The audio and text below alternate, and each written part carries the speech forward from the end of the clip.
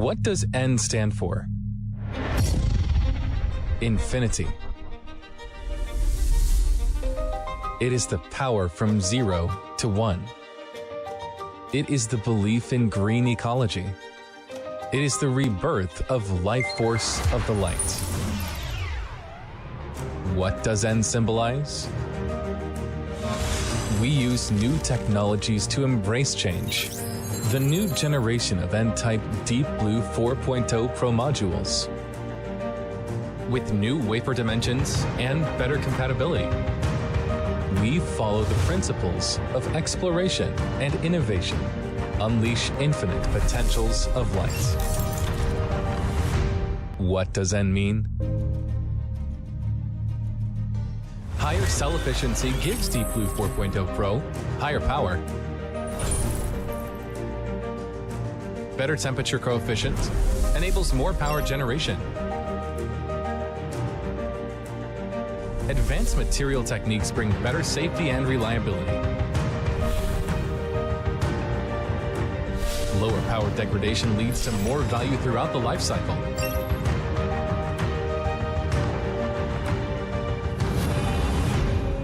What does N indicate? We lead every step in technological innovation. We witness every step in energy revolution. On the path of pursuing energy efficiency, we have never ceased exploration. Bring N to every household. Let N assemble across mountains and rivers. Make light create infinite values. What does N denote? By the power of nature, we achieve sustainable development. With a carbon neutrality mission, we build a green future. We care about energy. We care more about tomorrow's environment and you in the future. Advances with unlimited potentials for PV development.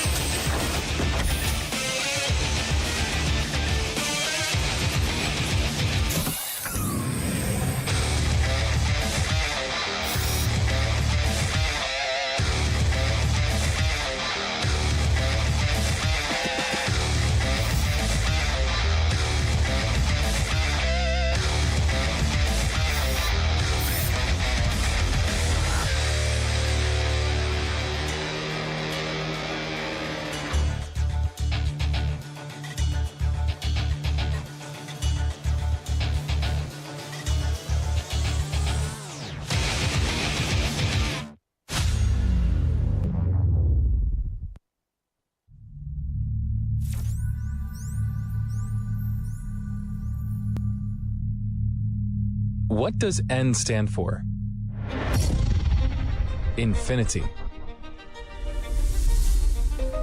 It is the power from 0 to 1.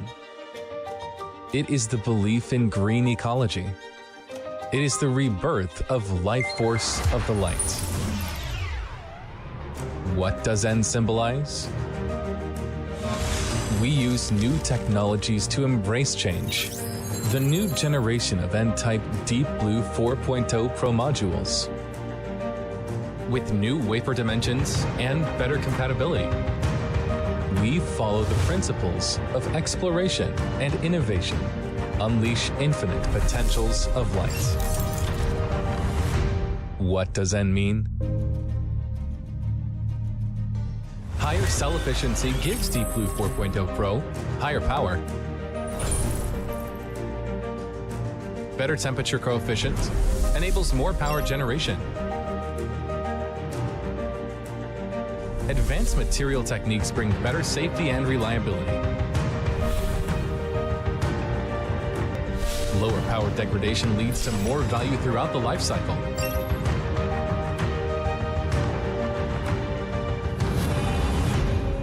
What does N indicate? We lead every step in technological innovation. We witness every step in energy revolution. On the path of pursuing energy efficiency, we have never ceased exploration. Bring N to every household. Let N assemble across mountains and rivers. Make light create infinite values. What does N denote? By the power of nature, we achieve sustainable development. With a carbon neutrality mission, we build a green future. We care about energy. We care more about tomorrow's environment and you in the future. Advances with unlimited potentials for PV development.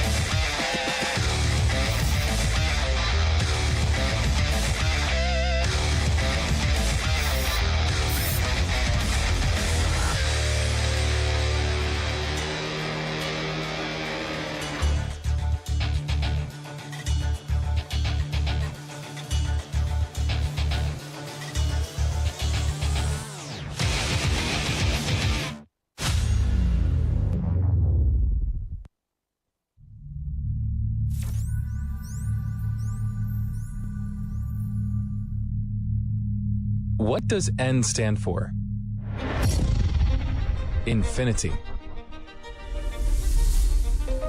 It is the power from 0 to 1. It is the belief in green ecology. It is the rebirth of life force of the light. What does N symbolize? We use new technologies to embrace change. The new generation of N-type Deep Blue 4.0 Pro modules. With new wafer dimensions and better compatibility. We follow the principles of exploration and innovation. Unleash infinite potentials of light. What does N mean? Higher cell efficiency gives Deep Blue 4.0 Pro higher power, better temperature coefficient, enables more power generation. Advanced material techniques bring better safety and reliability. Lower power degradation leads to more value throughout the life cycle.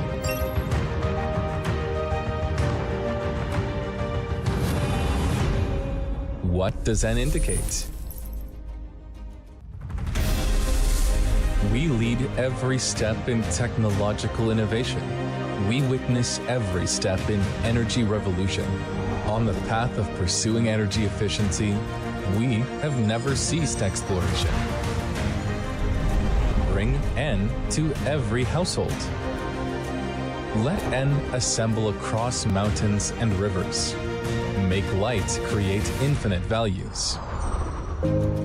What does N denote?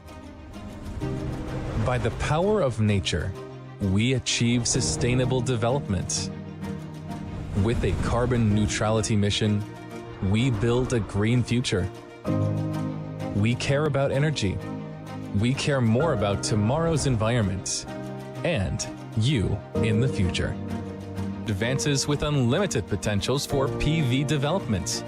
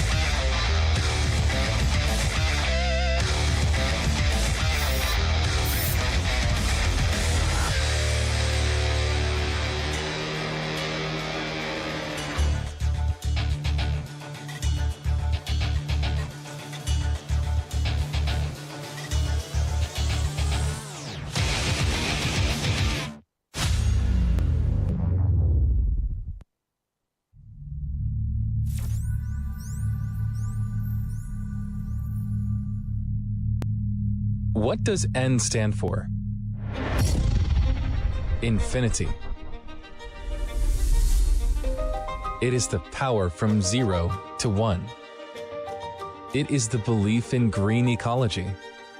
It is the rebirth of life force of the light. What does N symbolize? We use new technologies to embrace change. The new generation of N-type Deep Blue 4.0 Pro modules. With new wafer dimensions and better compatibility. We follow the principles of exploration and innovation. Unleash infinite potentials of light. What does N mean?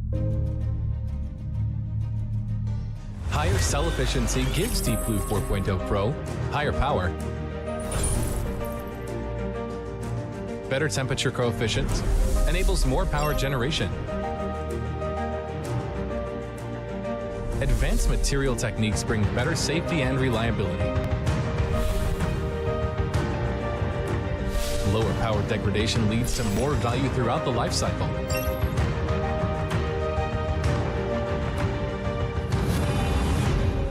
What does N indicate? We lead every step in technological innovation. We witness every step in energy revolution. On the path of pursuing energy efficiency, we have never ceased exploration. Bring N to every household. Let N assemble across mountains and rivers. Make light create infinite values. What does N denote? By the power of nature, we achieve sustainable development. With a carbon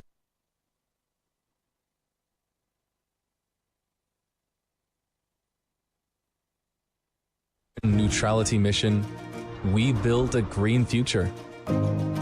We care about energy. We care more about tomorrow's environment and you in the future. Advances with unlimited potentials for PV development.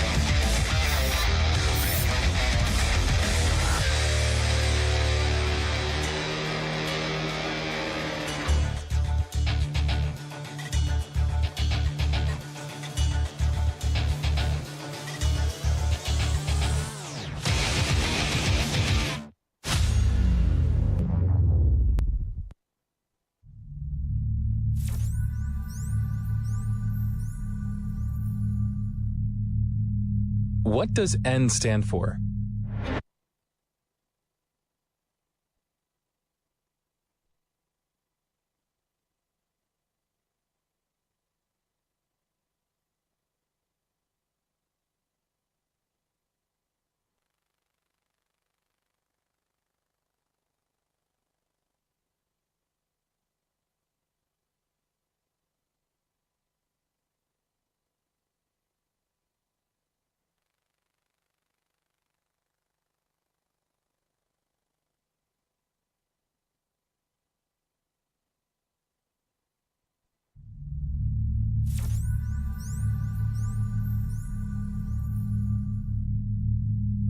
What does N stand for?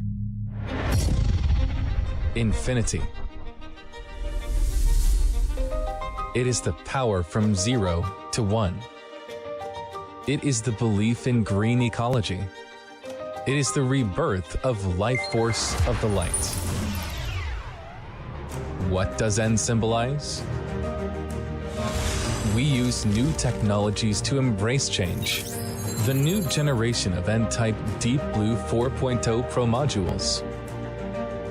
With new wafer dimensions and better compatibility. We follow the principles of exploration and innovation. Unleash infinite potentials of light. What does N mean? Higher cell efficiency gives Deep Blue 4.0 Pro higher power. Better temperature coefficient enables more power generation. Advanced material techniques bring better safety and reliability. Lower power degradation leads to more value throughout the life cycle.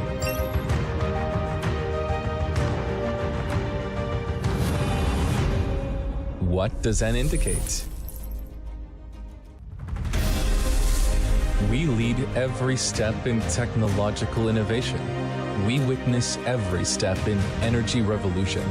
On the path of pursuing energy efficiency, we have never ceased exploration.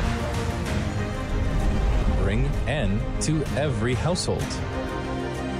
Let N assemble across mountains and rivers. Make light create infinite values. What does N denote?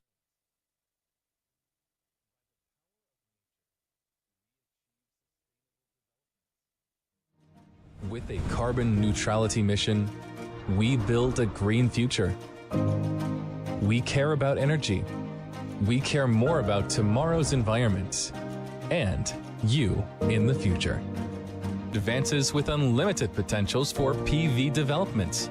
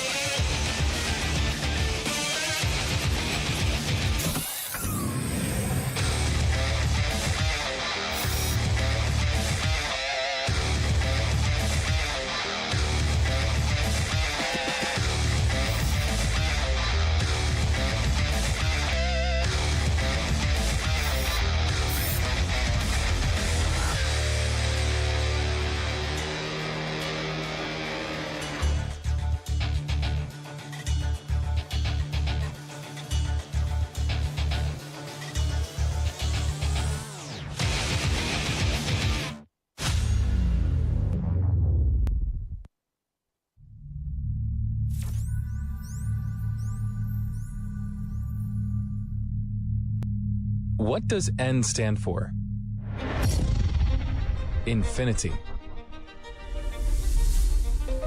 It is the power from 0 to 1. It is the belief in green ecology. It is the rebirth of life force of the light. What does N symbolize? We use new technologies to embrace change. The new generation of N-type Deep Blue 4.0 Pro modules. With new wafer dimensions and better compatibility. We follow the principles of exploration and innovation. Unleash infinite potentials of light. What does N mean? Higher cell efficiency gives Deep Blue 4.0 Pro higher power, better temperature coefficient, enables more power generation. Advanced material techniques bring better safety and reliability. Lower power degradation leads to more value throughout the life cycle.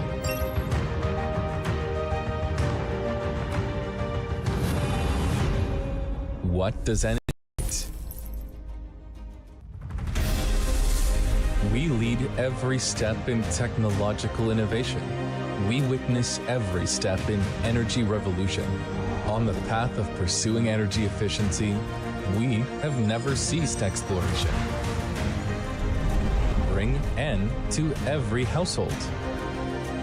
Let N assemble across mountains and rivers. Make light create infinite values. What does N denote? By the power of nature, we achieve sustainable development. With a carbon neutrality mission, we build a green future. We care about energy. We care more about tomorrow's environment and you in the future. Advances with unlimited potentials for PV development.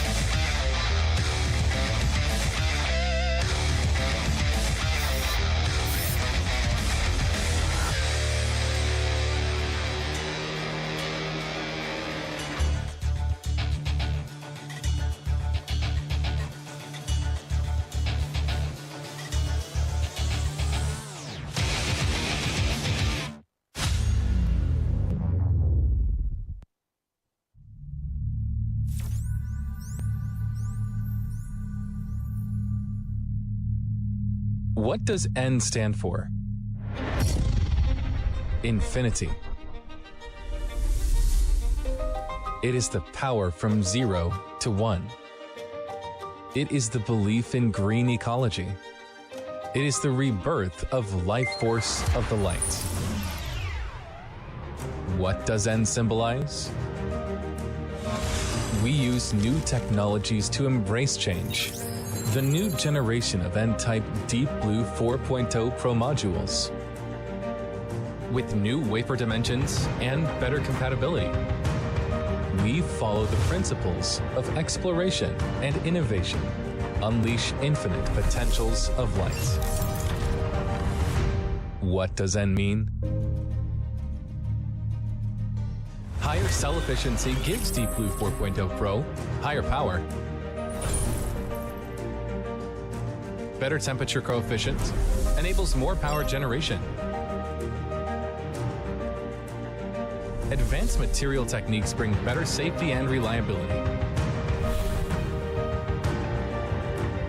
Lower power degradation leads to more value throughout the life cycle.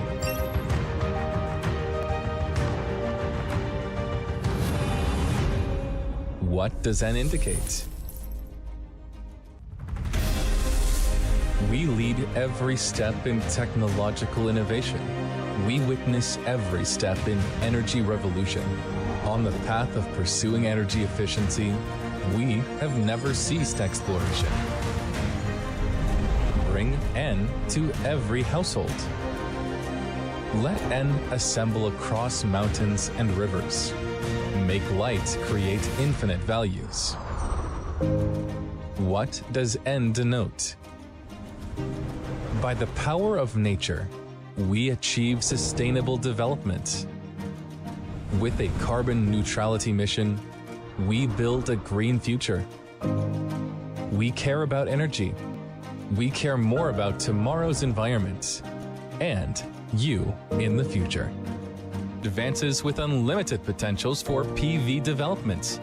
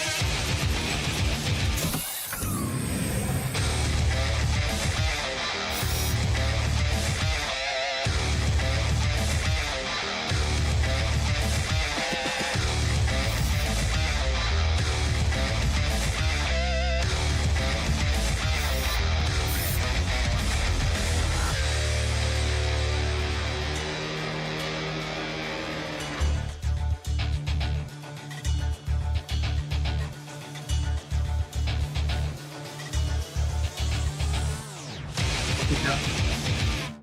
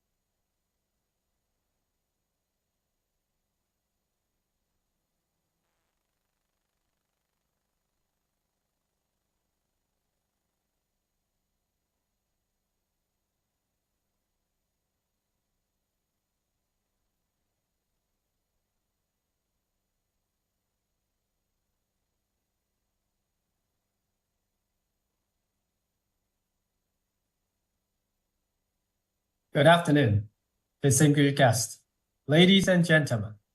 Greeting from J Solar.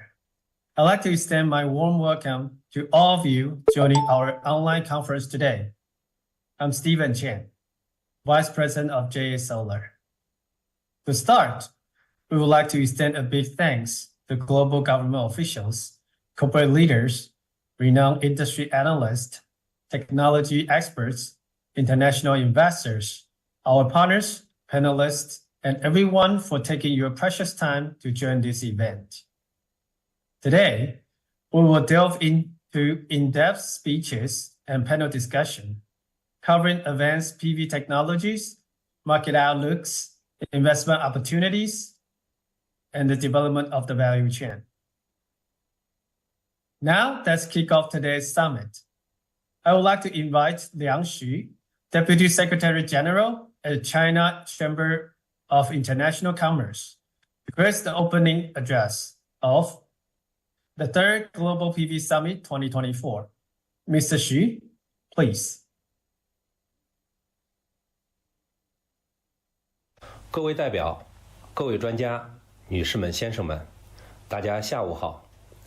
很荣幸受邀出席2024京奥科技第3届全球光伏峰会，非常高兴在这个春和景明、万象更新的仲春时节，和大家共同展望全球能源发展趋势和国际投资前景。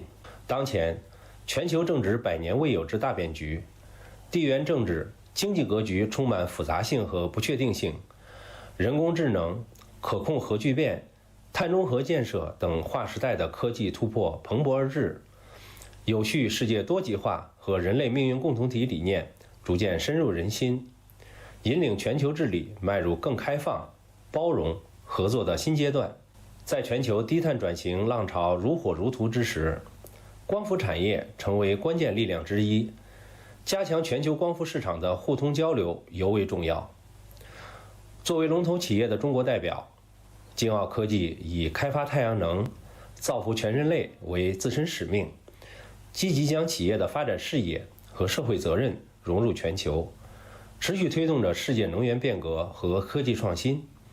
一系列闪耀的成绩单表明，京奥科技得到了全球市场的深度信任和有益回馈，取得了令人赞叹的发展成效。在提升企业自身能力的同时，京奥科技作为中国国际商会副会长单位，还积极参与国际商会中国国家委员会环境与能源、企业责任与反腐败等专业委员会、可持续市场倡议中国理事会等机制，并深度参与了链博会等务实活动，充分体现了富有责任感的中国企业在国际化进程中的责任与担当，和积极参与世界能源发展的全权之心。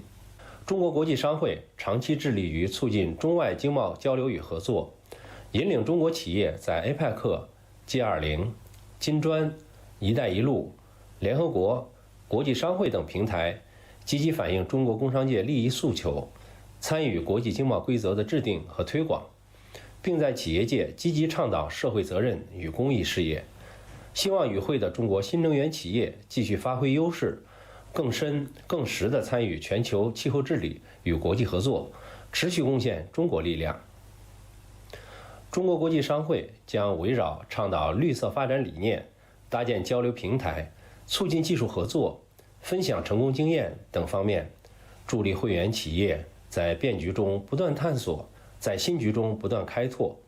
我们坚信，通过全球市场的共同努力，必将推动碳中和目标的早日实现，为构建人类命运共同体做出积极贡献。最后，预祝本次峰会圆满成功，谢谢大家。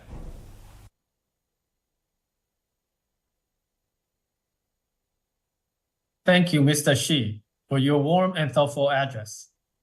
The PV industry plays a key role in the global energy transition. Technology updates and innovation is crucial in promoting the industry developments. Now I would like to invite Martin Green, Scientia Professor at the University of New South Wales, Sydney, to share his opening remarks. Well, hello. This is Martin Green from the University of New South Wales, Sydney. I'm speaking to you from Sydney on the occasion of JA Solar's third Global PV Summit. I'm very pleased to be doing this. The university and JA Solar, actually have a very long history together.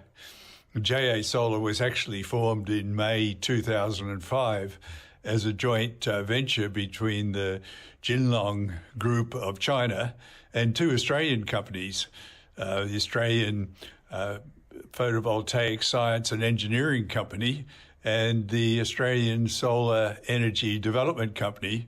And these were two companies that was formed by former PhD students and staff at the University of New South Wales. So, they owned 45% of JA Solar at one stage of the company's history. So the A in JA actually stands for OW. I think that's how you pronounce it. But that's a short form of Australia. So we're reflected, our involvement in the early history of the company is reflected in the name of the company. Actually, the first chief technical officer at JA Solar was Dr. Shimin Dai, who was one of my very good PhD students. And she went on to found several other companies within the Chinese manufacturing industry. So she was, one of the first female CEOs within the Chinese industry and hopefully the first of many more. The other connection with JA is the way that JA has commercialized UNSW technology. So first the PERC, so JA pioneered the commercial introduction of PERC, and that was very pleasing to see. So, as the industry has matured and sought ever higher and higher efficiency, it's gone to more and more sophisticated technology. And, going to the PERC, was the first example of this and has been hugely successful. So I think, according to our calculations, the introduction of PERC has reduced solar cell prices by probably a factor of 2 from what they would have been if we all still had been making aluminium back surface field cells. And also TOPCon. So not everyone realizes this, but TOPCon was actually first conceived and demonstrated at the University of New South Wales back in 1981. And we reported on it, in a paper that was published in that era. However, we found it too complicated to use as our vehicle. Our goal was to make the first 25% efficient cell, which, in 1981, 20% was thought to be the highest you could ever get with silicon. So, we used PERC as the vehicle for getting for 25%. Because we regarded TOPCon, we not only regarded it, it was too complicated for us to, use routinely within our laboratory. But now the industry has come on, through the research and development activities of JA Solar, so that TOPCon is now being manufactured inexpensively in a large volume. So congratulations to JA Solar for their efforts there. So, again, welcome to the third Global JA Solar PV Summit, and I hope everyone gets as much as they can from the summit presentations. So farewell from Martin Green and best wishes from Australia.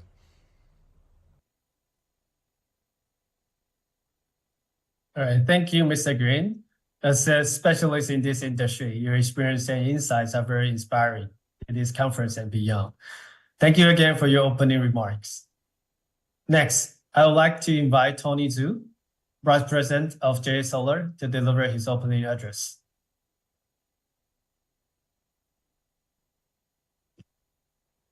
Ladies and gentlemen, my name is Tony Zhu, Vice President of JA Solar. First of all, I would like to extend my warmest welcome to all of you to the summit. As we gather here together, we embark on a journey of innovation, collaborations, and progress in the field of PV sections. As we gather under the banner of sustainability, I am filled with the sense of optimism about the future of solar energy. Today, more than ever before, the world is turning to a renewable energy to combat climate change, reduce reliance on fossil fuels, and secure a cleaner, brighter future. At JA Solar, we stand at the forefront of this global transition, committed to drive the adoption of PV technology and renovationizing the way we harness the solar power. At JA Solar, our mission is clear: developing solar power to benefit the planet. We try to accelerate the global transition to clean and renewable energy through groundbreaking research, technological innovation, and strategic partnerships. With a rich history of pioneering achievements and a relentless commitment to the excellency, we are proud to lead the change towards a more sustainable future.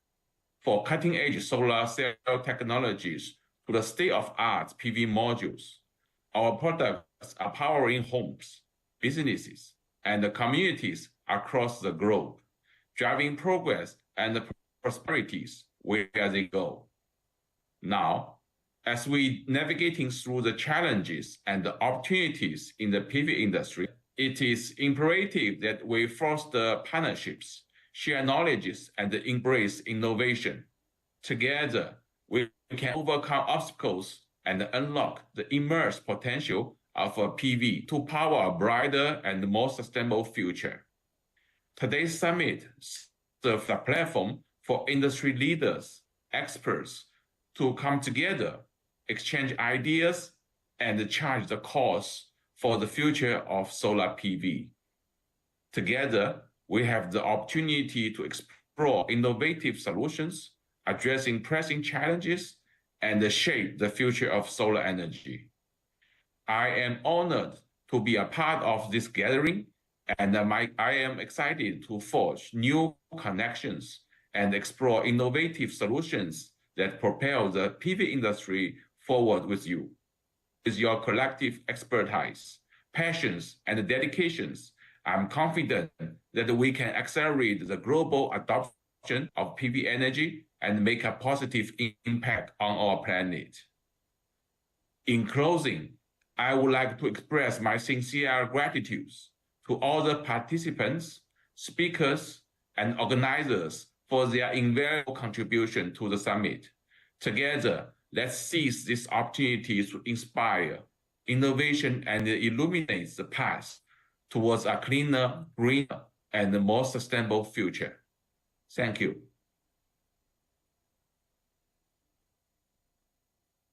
Thank you, Mr. Zhu, for your powerful address.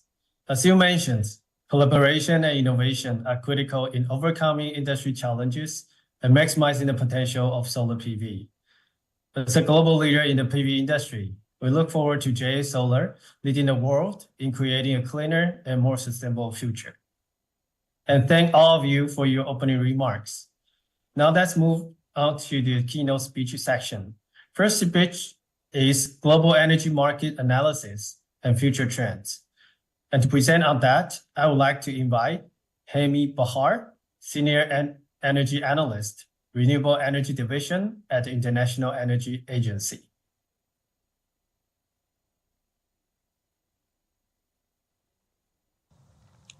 Thank you very much for the invitation to give the keynote speech of the third Global PV Summit. Recording in progress.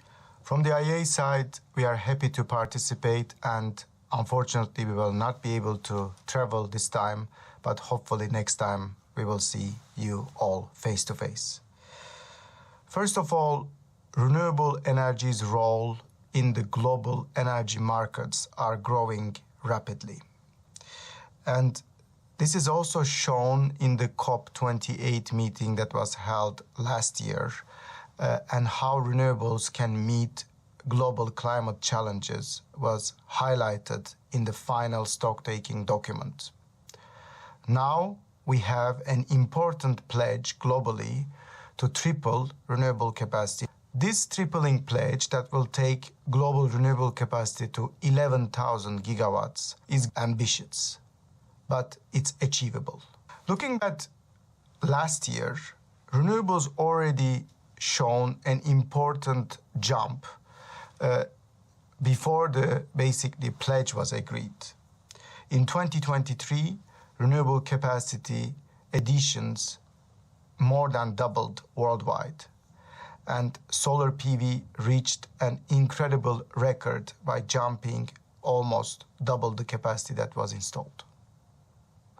And this is obviously thanks to China's acceleration of growth, which you are very well aware. And this record level additions last year is purely driven by solar PV. Of course, wind sector also broke a record.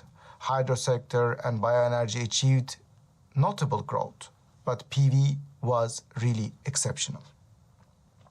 And PV's role is going to increase in the next 5 years. According to our forecast, solar PV capacity globally is expected to increase by almost 3,000 gigawatts. 3,000 gigawatts is a big market.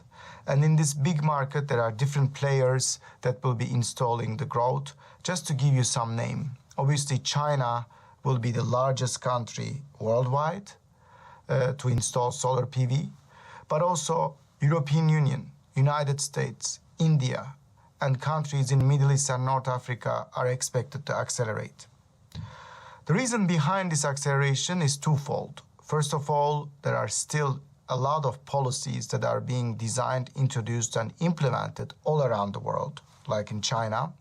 Governments are supporting solar PV industry and also renewable energy industry as a whole. And then secondly, the costs are getting lower and lower.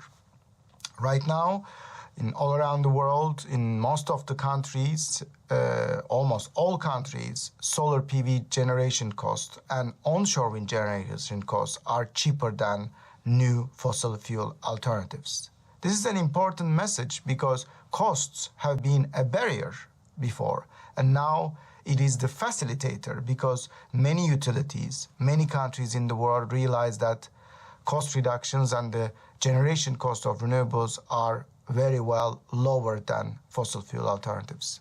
Not only for new fossil fuel production, but also existing plants. For instance, in India, in China, solar PV plants in many parts are giving contracts that are lower than existing fossil fuel costs. So this is an incredible achievement.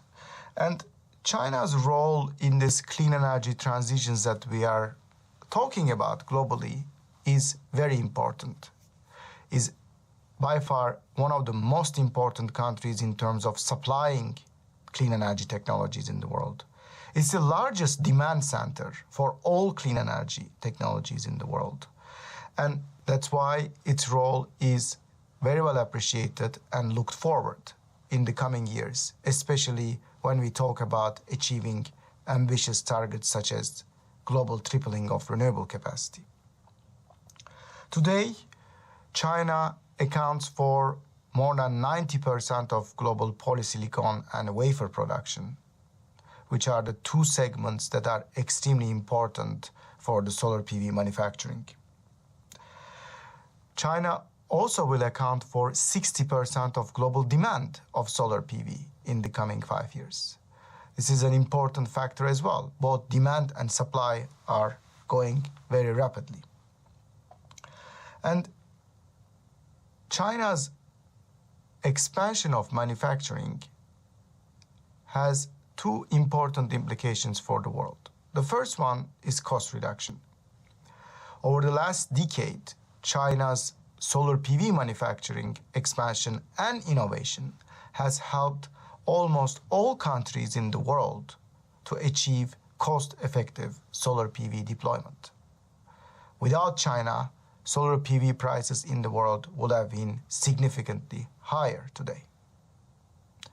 The secondly, however, currently there is an oversupply situation in global solar PV markets because of demand is not growing as fast as the supply. And I know this is a very important topic in China, as majority of the growth has come from China over the last years. China alone doubled its solar PV manufacturing capacity over the last year, which is basically now an important oversupply that is happening in the market. And this oversupply is a challenge, but it's also, I believe, an opportunity to expand the demand to many countries that are at the nascent stage. For instance, countries in Africa. There's a lot of electricity needs there, and solar PV can meet this electricity demand very rapidly. Secondly, in Southeast Asia, there are a lot of countries in the world that have ambitious decarbonization targets, but they are at a very nascent stage right now. Affordable solar PV can help these countries to expand their renewable electricity capacity, which is key to achieve the targets. And we will probably see a balancing in the solar PV markets in the coming years. The challenge is that profitability of the solar PV manufacturers in and outside of China is challenged in the coming years because of the oversupply situation. And this challenge opens the door for efficiencies, for consolidation, even to have a more sustainable business of solar PV in the coming years. Profitability of the renewable energy industry as a whole has been challenged not only in China, but also outside of China in many markets in the world, including Europe and the United States, giving the example of a wind industry, for instance. It is important that renewable companies, either manufacturers, developers, or suppliers, they need to be profitable for a sustainable business of renewable energy worldwide. Without this sustainable profitability, it will be very difficult to achieve these ambitious targets. That's why policy remains important. Not because policy today needs to give subsidies to renewable energy industries or money to renewable energy developers or grants. We passed that era, in our opinion. The policy's role today is to create the right framework for the renewable energy industry to grow sustainably and to make profits that are acceptable and that are basically giving the signal to the market that this business is the business of the future. Already today, many companies are profitable, but the challenges in the short term is a test for the renewable energy industry today in order to meet the challenges ahead to create a sustainable business. Another important challenge that is coming up globally is the grid integration of renewables. One side is the building up the grid globally, and China has been the leader of grid investment over the past decade, compared to other countries in the world and compared to many of its neighbors. Grid expansion outside of China has been very challenging and has become a major bottleneck in many European countries to accelerate renewable capacity. The second one is to how to manage the increasing share of wind and solar in our electricity systems. We observe at the IEA that curtailment is increasing in many countries where the penetration is growing. Over the past decade, China managed to reduce its curtailment significantly, and it should be studied as an important case study example by many countries how to achieve this. One side was the grid investments, which were accelerated, very important.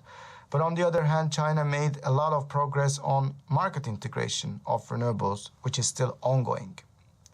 These important two factors are key to achieve a sustainable renewable energy business with optimal or minimal curtailment levels. And this challenge requires a lot of steps in the coming years, and that should be implemented very quickly. The first one is design the market in such a way that the flexibility investments are attracted. Flexibility will be the key word in the coming years in order to integrate the higher share of renewables. And preparing for flexibility is a very, very good policy goal that all countries should prioritize. We welcome China's approach to flexibility, and both on the fossil fuel side, but its investment targets on long-term storage and short-term storage, both on batteries and pumped hydro storage. Long-term storage will be needed in the coming years to integrate especially solar PV, where the operating hours are limited only during the day. And China's goals of building more pumped storage are extremely important and should be exemplary to the world. We need more storage, we need more investment on integration. And this is a global trend that all countries will have to follow in the coming years. Another important topic that China is leading, and globally it's an important topic, is renewable-based hydrogen, or green hydrogen, if you want to put a color on it. The green hydrogen announcement has been tremendous, and the policy interest has been growing significantly over the past few years. However, what we see on the ground is very different than all the announcements. At the IEA, we see that renewable capacity that will be dedicated to hydrogen production accounts for only 1% of our forecast in the coming 5 years. It's not basically a big market for renewable capacity. And when we look at what the planned projects versus what is happening on the ground, we see that only 7% of the investments for the renewable capacity side will be realized compared to the plans that are announced, which is extremely small. That's why policies need to address one important part is the demand. And for the renewable-based hydrogen, China is also a leader, both on the electrolyzers production, electrolyzers deployment, but also renewable capacity dedicated to hydrogen production. According to our estimations and forecast, China accounts for about 40% of the global deployment of renewable capacity for hydrogen production. A huge market, an important market for both China, but also globally. And these challenges and these renewable energy market opportunities are there to stay. There's always two sides of the coin. One is the opportunity, one is the challenge. And policymakers need to tap the opportunities, especially on low-cost renewables, but at the same time think about upcoming challenges such as grid integration, financial health of the renewable energy companies and profitability, and basically expanding new innovative technologies such as batteries, hydrogen, and others. From a solar PV perspective, just to finish my words maybe, solar PV is by far the fastest growing technology, both in terms of deployment, but in terms of also innovation. Recording stopped. China's role in the innovation of solar PV has been very important to increasing the efficiency of the solar cells. The world is thanking China for its R&D investments and what has achieved so far for the conversion efficiency of the solar PV panels. And I'm thanking you for all your investment and efforts on this. At the same time, solar PV technology will grow further from different types of technologies coming to the market, from heterojunction cells, from TOPCon cells, but also such as more new technologies of perovskite. I encourage China to lead this new innovation cycle for solar PV as well, using less materials, being more efficient, and increasing the reach of the solar PV worldwide in a cost-effective way. I would like to thank you again for the invitation, and thank you very much for all your work as a PV industry and for your contribution to the global renewable energy transitions. I also would like to thank China as a country for all their contributions, not only for solar PV, but all the other renewable and clean energy technologies. Thank you very much.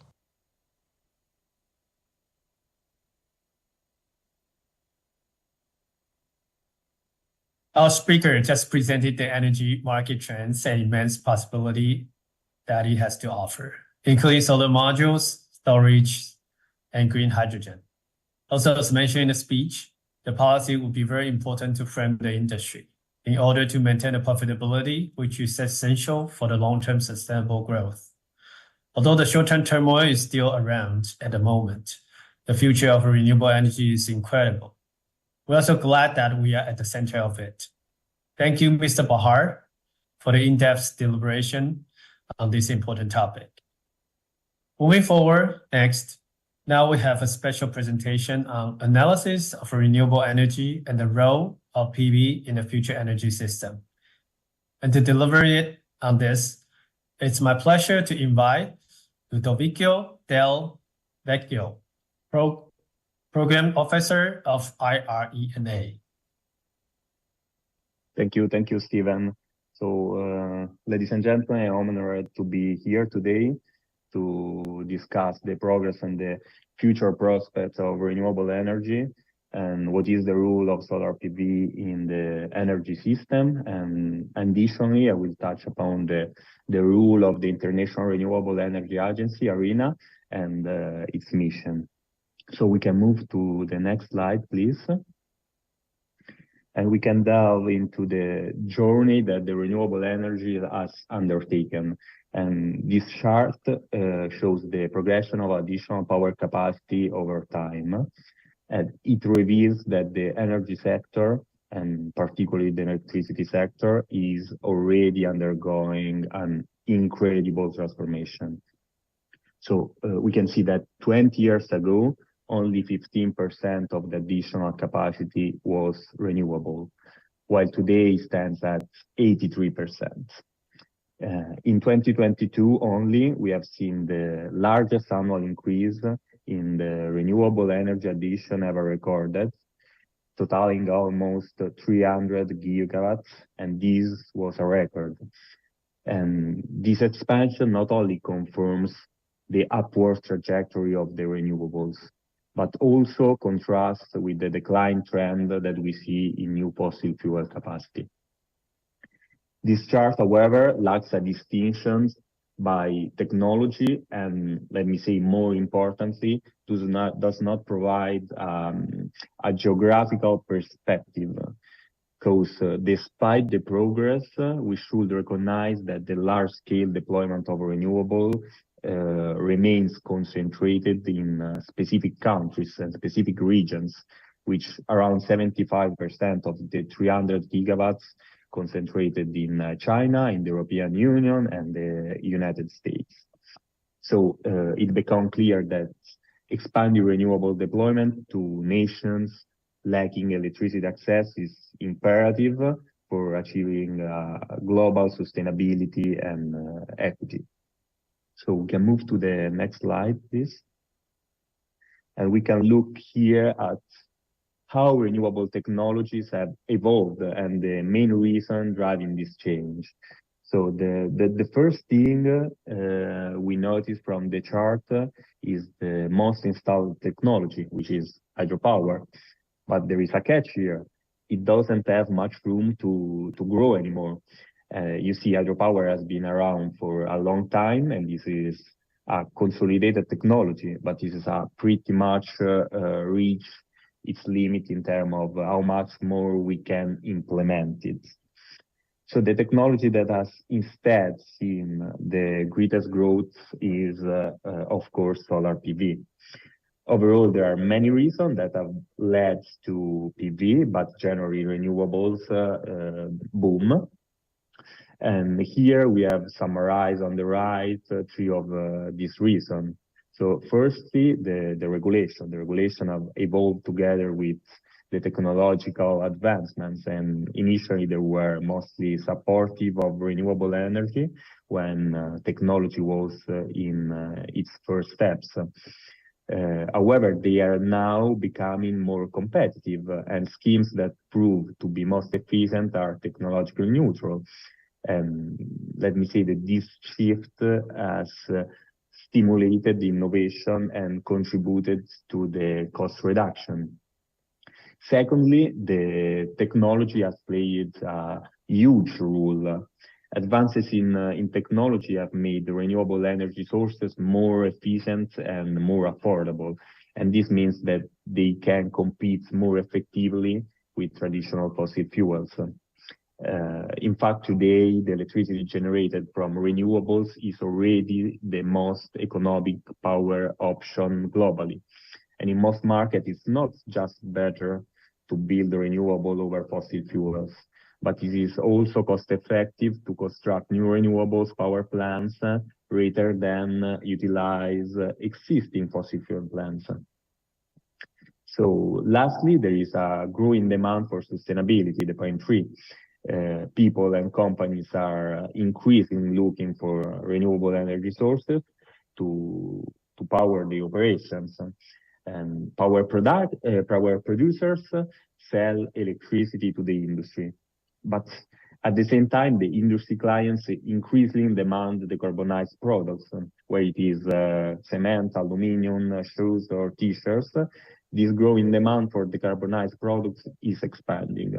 And consequently, industry established decarbonization goals, leading them to seek renewable energy from utilities and power producers.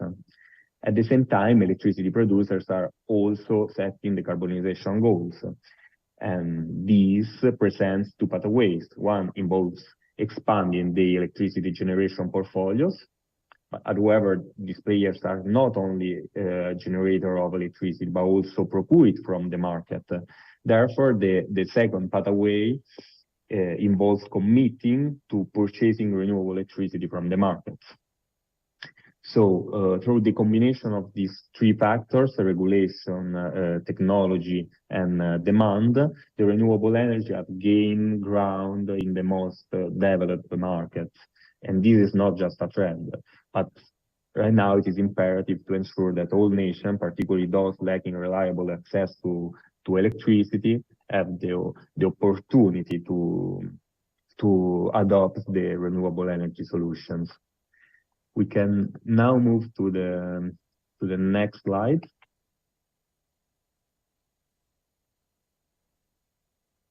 Thank you. And in this chart shows how renewables energy cost changed between the 2020 and the 2021. And despite the pandemic challenges, renewable electricity costs keep going down, which is historic. But, for example, we can see here the global levelized cost of electricity for new utility scale solar PV, and it decreased mainly because more panels come from China. But it is even more impressive when you see the last 10 years. Just consider that from 2010 to 2021, the LCOE for solar PV decreased by 88%. And similar trends were seen for other renewable energy sources. For example, the LCOE for concentrated solar power dropped by 68%, and for onshore and offshore wind by 68% and 60% respectively. Now, moving to the next slide.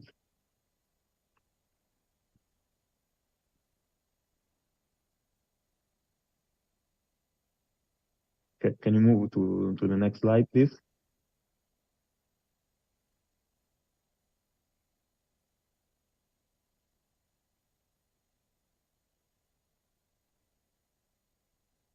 Just give them 1 second to move to the next slide.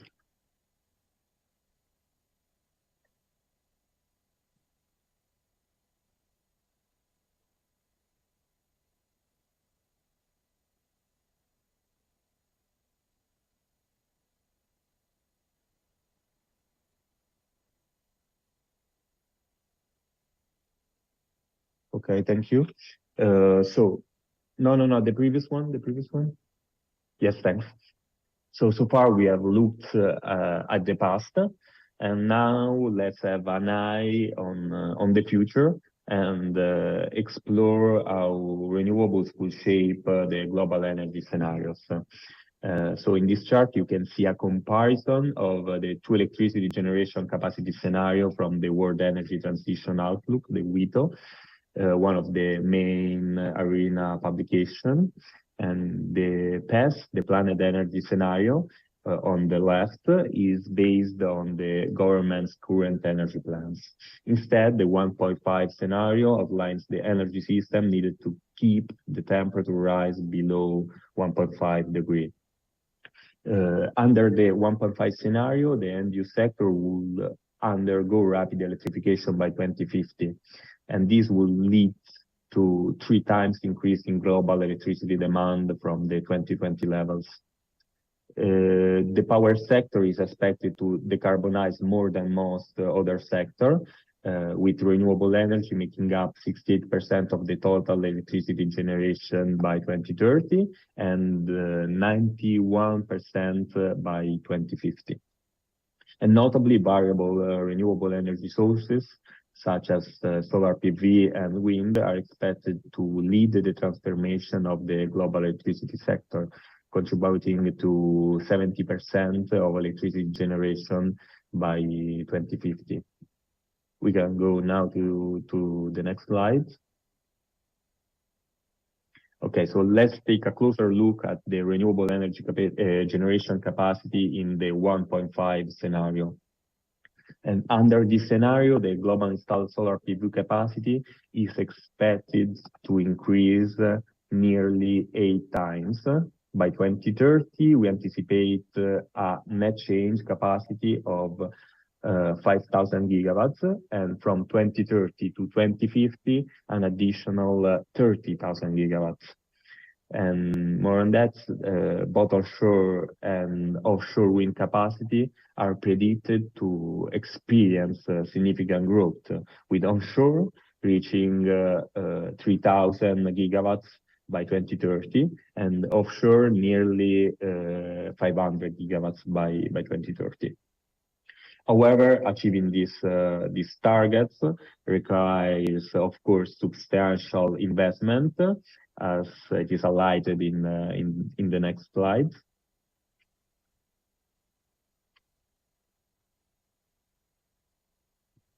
Next slide, please. Okay. To achieve the IRENA 1.5 scenario for transforming the power sector, we will need around 2.2 trillion annually. You can see in the blue box below. And most of this funding will be directed towards developing renewables. And specifically, nearly 1.4 trillion per year will be allocated to advance renewable power generation technology, but also integrating various renewable energy sources require investment in the grid networks and flexibility systems, and totaling approximately 0.8 trillion annually. Now, moving to the next slide. So let's now take a look at what is the current investment status and the historical trend. So this graph shows the financial commitment in renewable energy categorized by technology. So firstly, we can see that 2022 was a record year with 500 billion investment in renewable generation. And this is great, but we are still far from the 1.4 trillion goal that we saw in the chart before. So to meet the 1.5 scenario, we need to triple the investments in renewables. And furthermore, we observed that the power sector attracted 97% of investment in between 21 and 22, up from around 90% between 2013 and 2020. So in short, investments are not only increasing, but they are increasingly concentrated in the power sector, which is efficient and of course competitive. And this leads me think to, about the need for strong electrification and therefore investment in grids and flexibility systems. And additionally, the last but not least point that comes to my mind looking at this chart is the massive growth of investment in solar PV. So just in 2022, PV attracted almost 60% of the world investments in renewable technologies. And this is not only due to technological advancement and cost reduction, but also the short time to the market that the solar PV offers. So we can move to the next slide. Yes, and I would like now to highlight the disparities in global investment distribution. So despite significant investments, more than half of the world's population received only 15% of total investment in the year 2022. So in East Asia and in the Pacific, they get the most investment, getting around 45% from 2019 and 2020, and almost 2/3 of all global investments in 2022. Most of these come from China, which got over 4/5 of the world region investment, and this is also thanks by its government ambitions that targeted peak emission in 2030 and carbon neutrality in 2060. In 2022, Europe and North America together got about 24% of the investment, sharing it almost equally between the two regions. But it is different for the 120 developing and emerging markets. They only got about 15% of all the investment in 2022. And this share has been going down since the 2018. So the least developed country in particular have received low levels of investment, averaging less than 1% between 2013 and 2020. Now moving to the next slide and the last slide.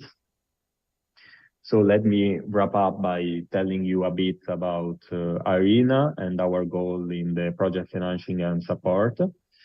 ARENA is the International Renewable Energy Agency. It is a leading global intergovernmental agency for energy transformation with 168 member states plus the European Union. And we acknowledge that meeting international climate and development goals require a huge shift of money towards renewables.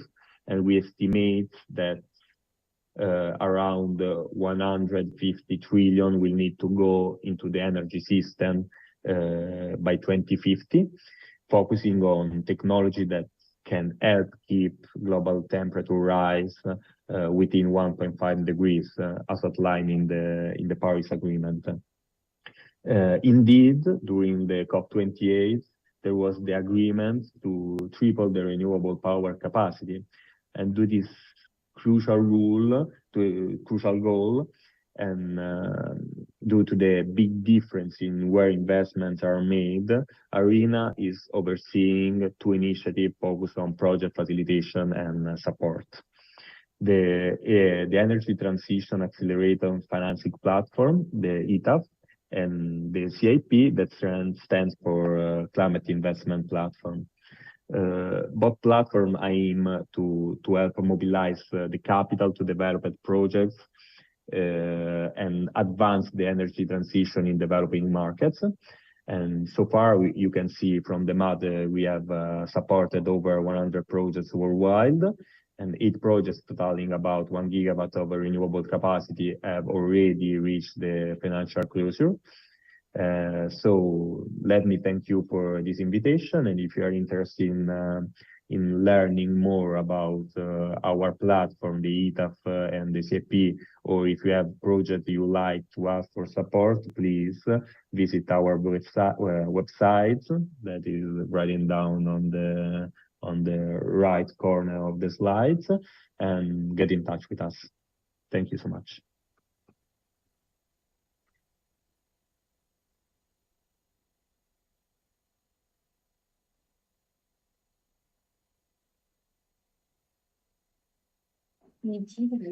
Hello, Stephen. Sorry to interrupt. Please, my microphone. Sure. Thank you. Yeah. Thank you, Mr. Ludovico Del Vico, for shedding light on how important the role of PV is for the future from many different aspects.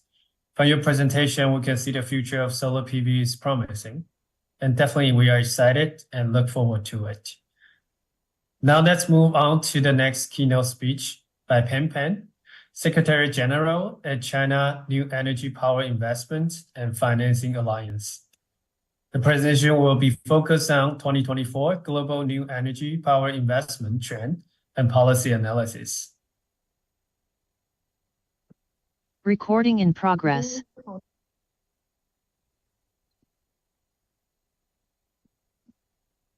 Hello, Pan Pan? 你好，请问能听到吗？能听到。喂，能听到是吗？好，谢谢主持人，我现在把 PPT 打开。各位朋友，大家下午好，我是中国新能源电力投资联盟的彭鹏。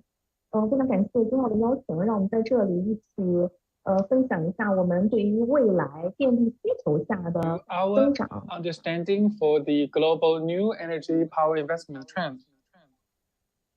对，然后以政策分析的这么一个研究跟大家一起来讨论。And I would like also to share with you our understanding of the policy please analysis. Wait a moment, please. All of our audience, would you please switch to our English channel? This is a Chinese presentation. Thank you so much.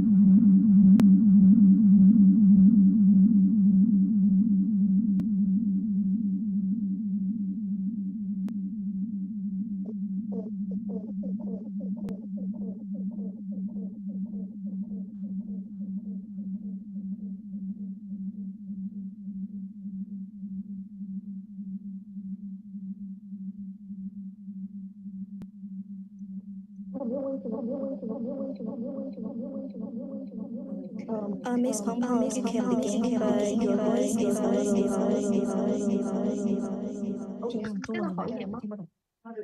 yes, much better. 你让他关闭翻译。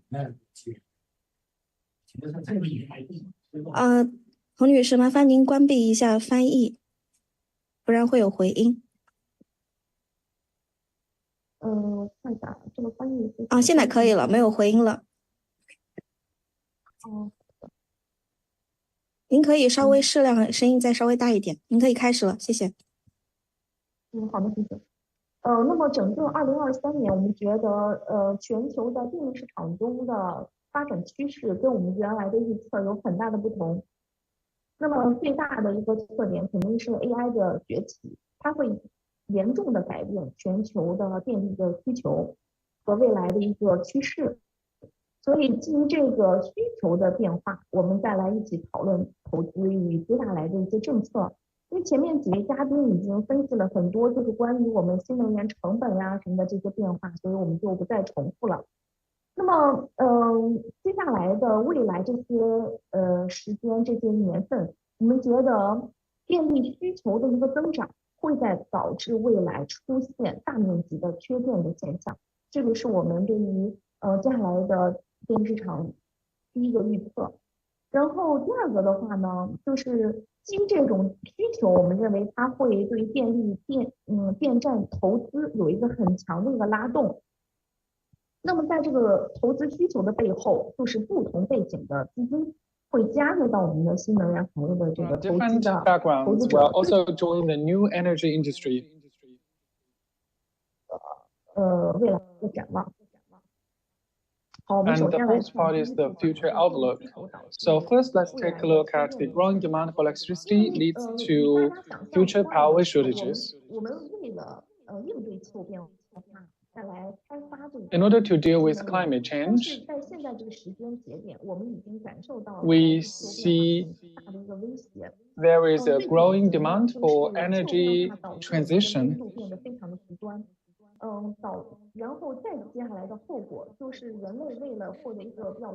And also climate change may lead to the reduction of the generation capacity of the hydropower. And according to the record, 2023 is the year on record with the worst climate condition.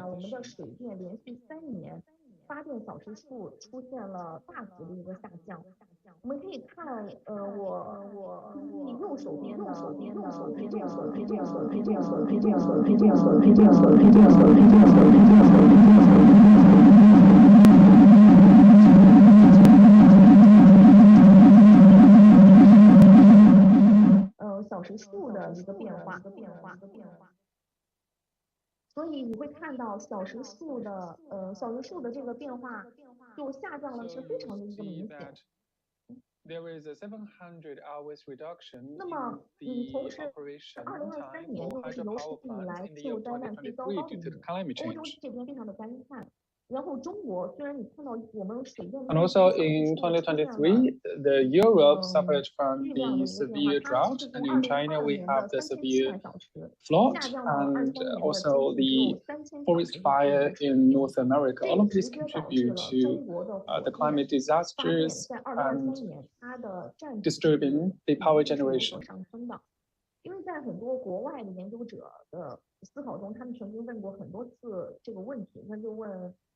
And many people asked why China's thermal power generation has increased in its share.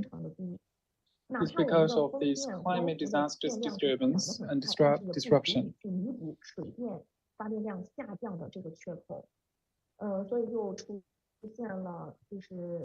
That is because there is a gap or reduction of the power generation by hydropower plants. So in order to fill in the gap, they have to increase the share of the thermal power generation in order to stabilize the power supply in the market.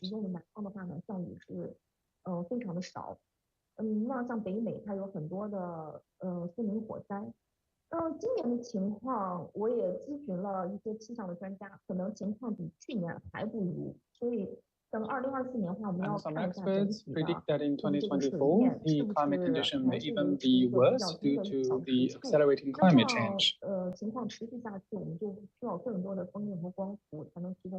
So which means we still need more green energy power generation capacity like PV, wind to fill in the gap caused by the reduction in hydropower generation.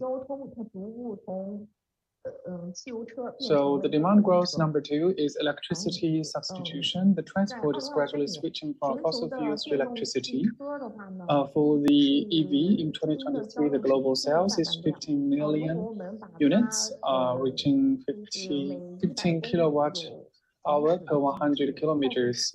And also the shipping industry is also gradually shifting to green methanol. That is also a way for green power generation. Also for a lot of industrial mass smelting and boiler, we also have turned to electricity power supply.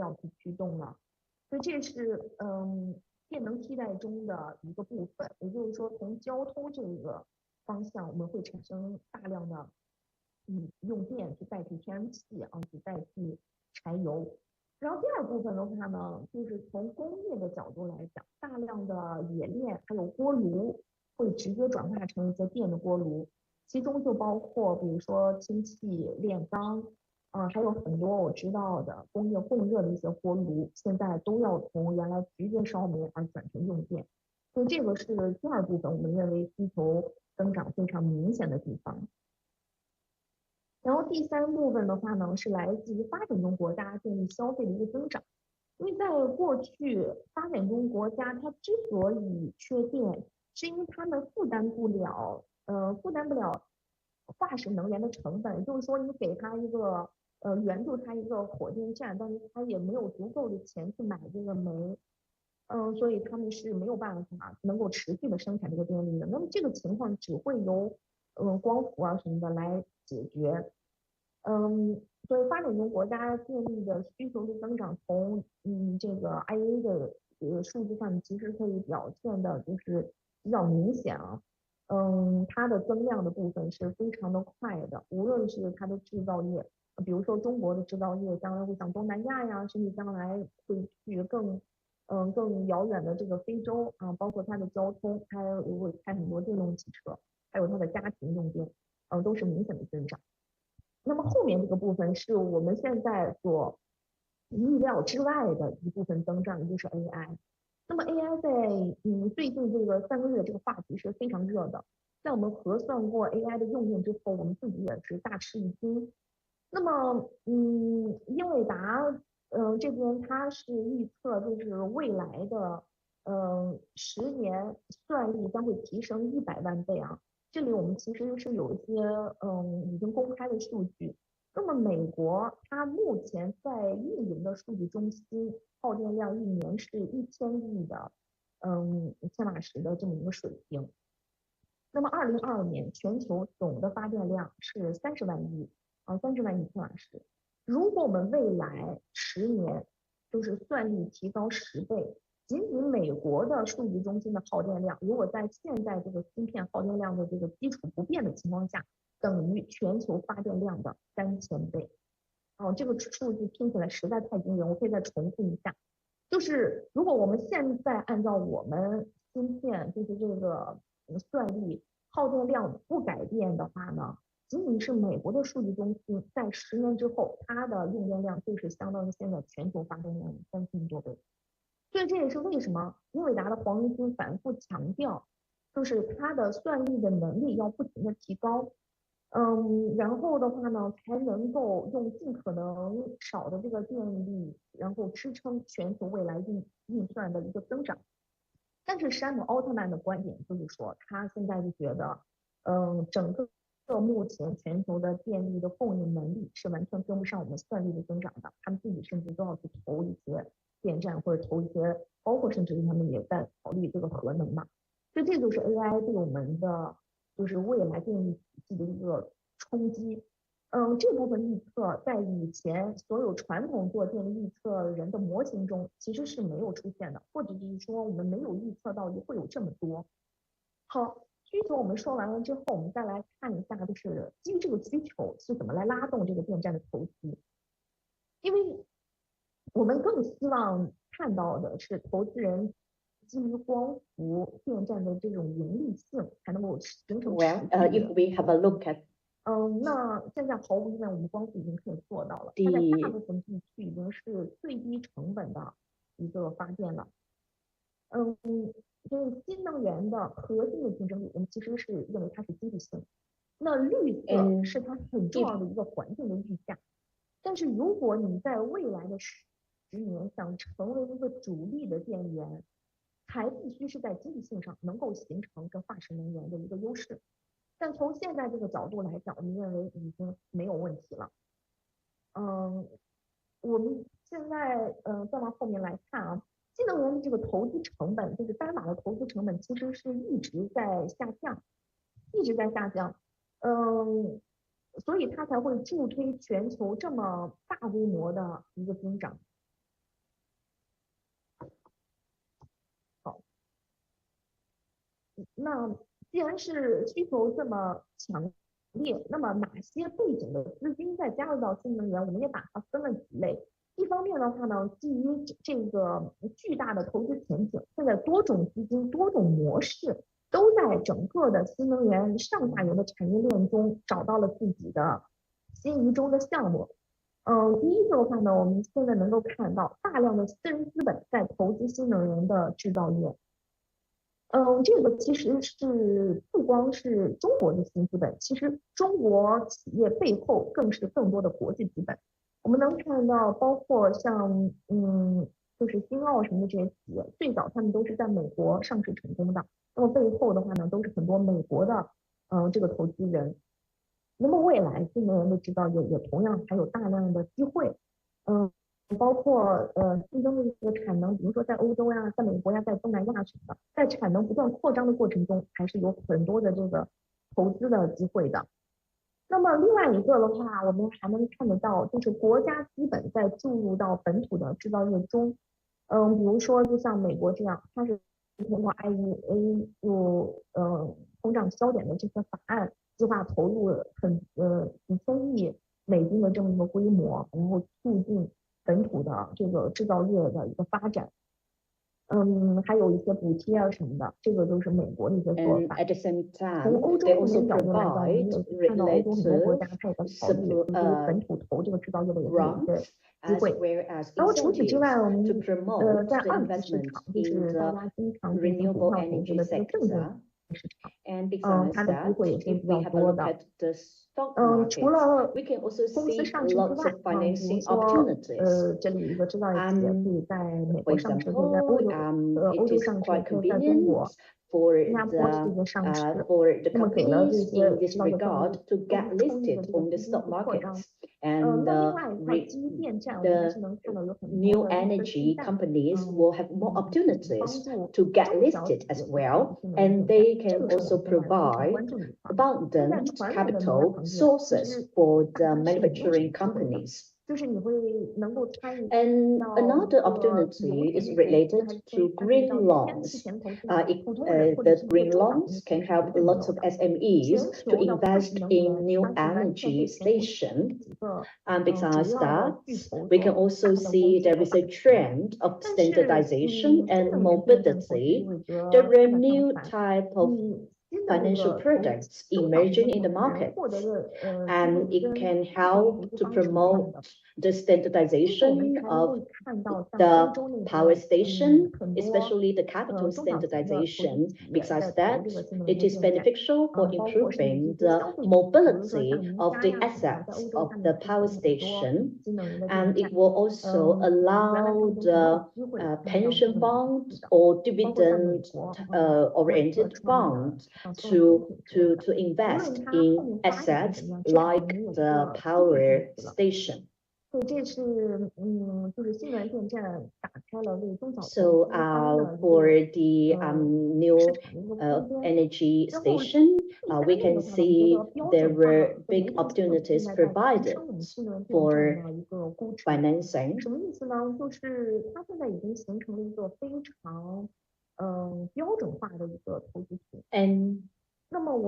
And we can see that there is a standardized investment mode in the markets, in the financial markets.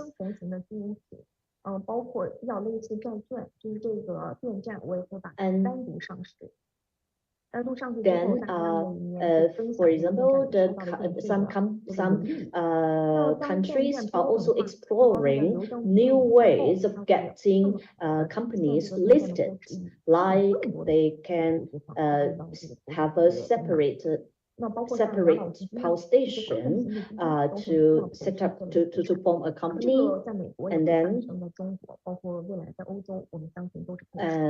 it provides a channel for this company to get listed in the stock market, so that this company can have more financing resources.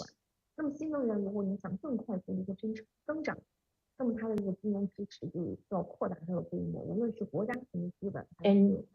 of course, the evaluation of this type of companies will also be on the rise in the future. Let's move on to the future outlook.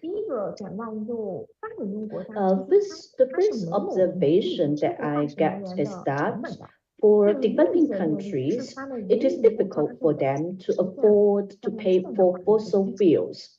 And green electricity is a cornerstone for their modernization. It will help the developing countries to find a way to improve the living standards of their people. And secondly, based on new energy, the business model of energy has changed from extractive industry to manufacturing industry.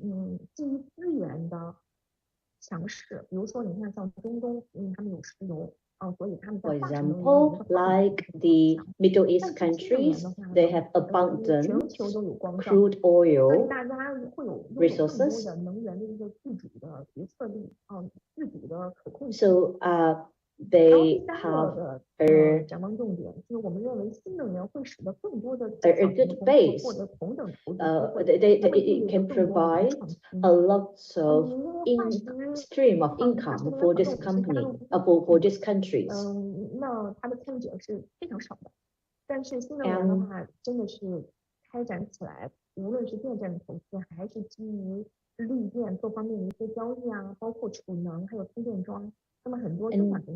And for the new energies, it can generate more investment opportunities like the charging stations, the charging piles, etc.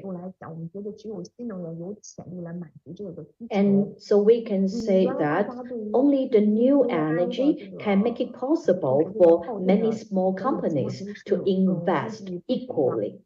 And the last point I'd like to make is the future energy consumption will continue to grow rapidly, and only new energy sources have the potential to meet all of this. And in 2023, AI has showed the demand of electricity in the future. And solar and the other renewable energies need to perform a main role of energy.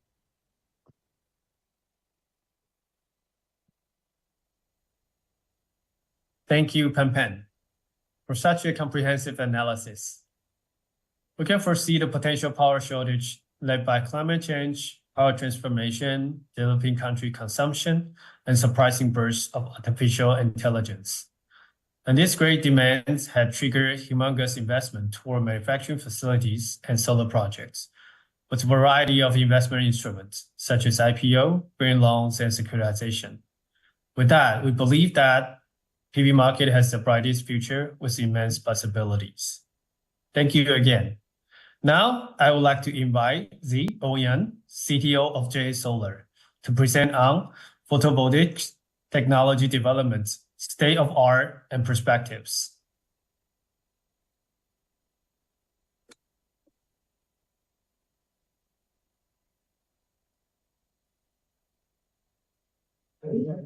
Sorry, Mr. Ouyang. Please turn on your microphone.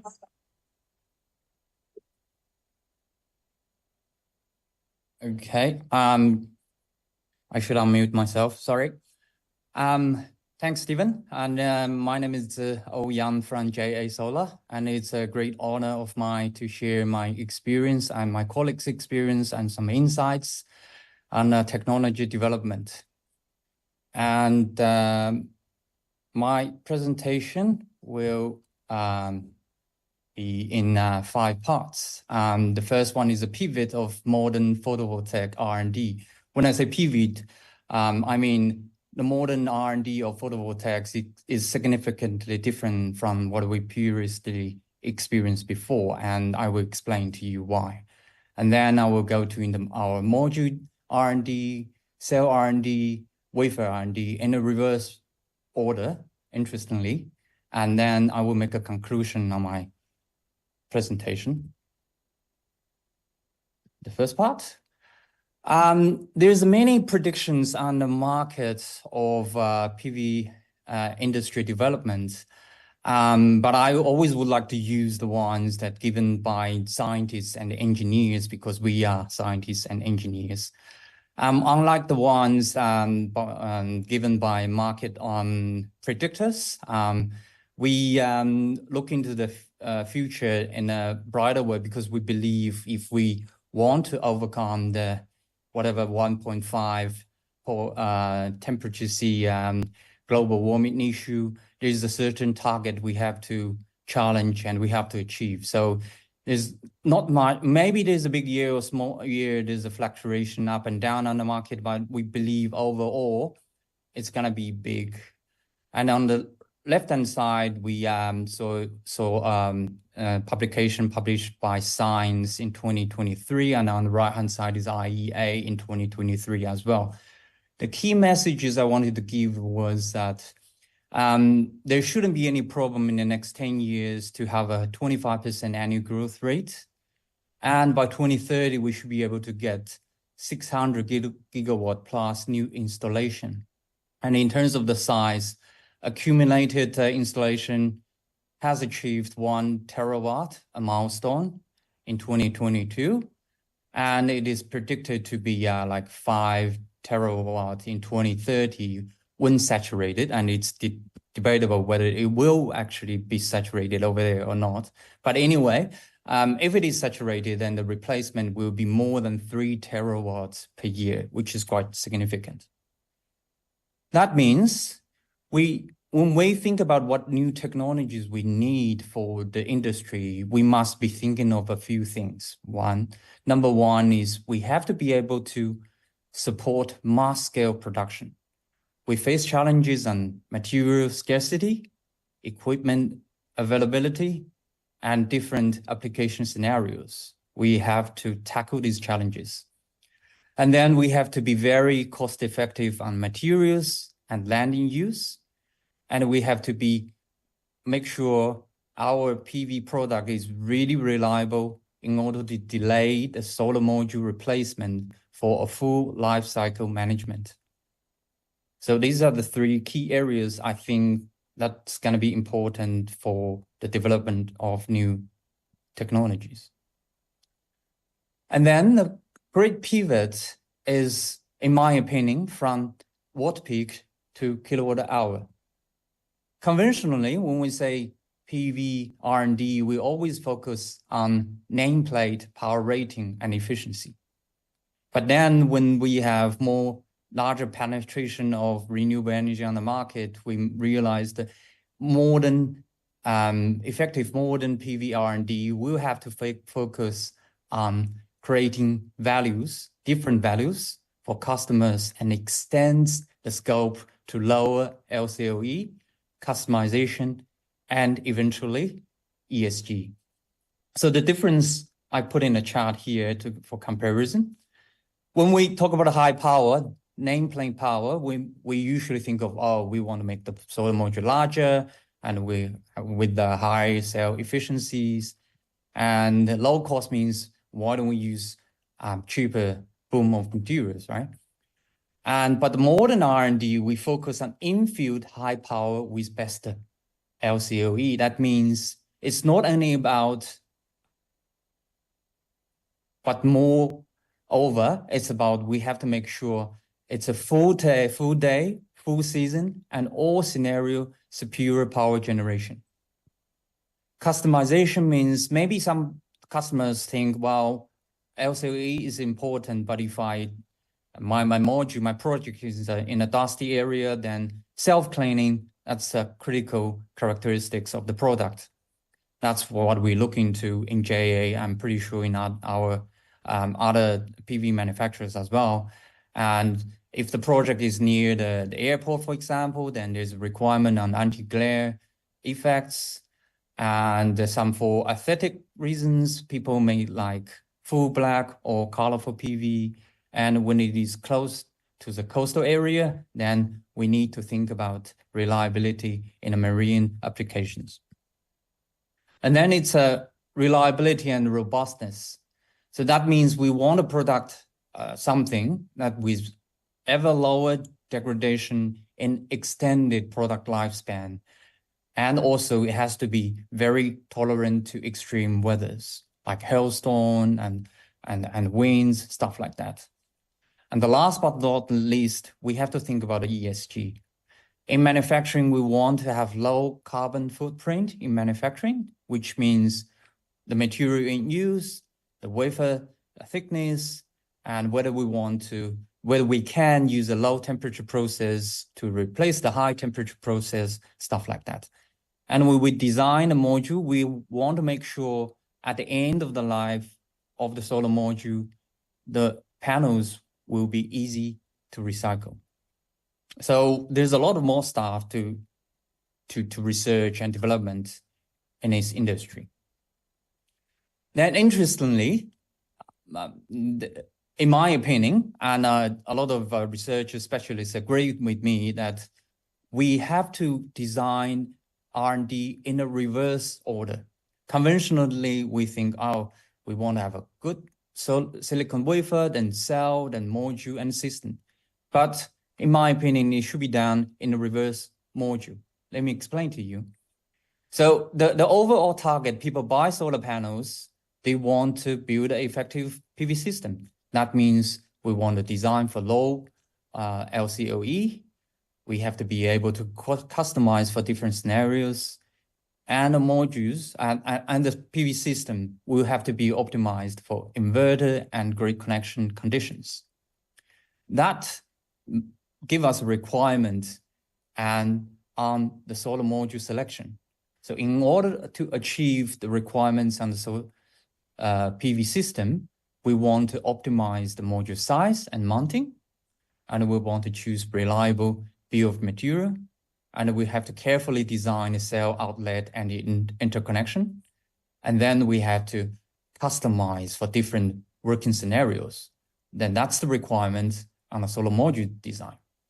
Then in order to achieve this solar module design, and we have to think about what solar cells we want to produce. Then we think, okay, we need to have high efficiency solar cell with low CDM loss. And we want to make the solar cell be able to present low degradation on LID, PID, etc. Then that put down the requirement of the solar wafer to optimize to achieve these high efficiency solar cells with low degradation. So actually now in JA Solar, our research in a reverse order, that's what I mean. LCOE, I don't need to explain too much about that. That's the levelized cost of electricity, more important than nameplate power, more and more important. And on the right-hand side, on the left-hand side, you will see the PV module takes a big part of the cost structure, which means the better solar module we produce, the better LCOE we will have for the solar farm. And on the right-hand side, you will see that in order to achieve these, we have to have low BOS, balance of system costs, low costs, and high power generation capacity and long-term reliability. That put down the requirement on our solar module R&D.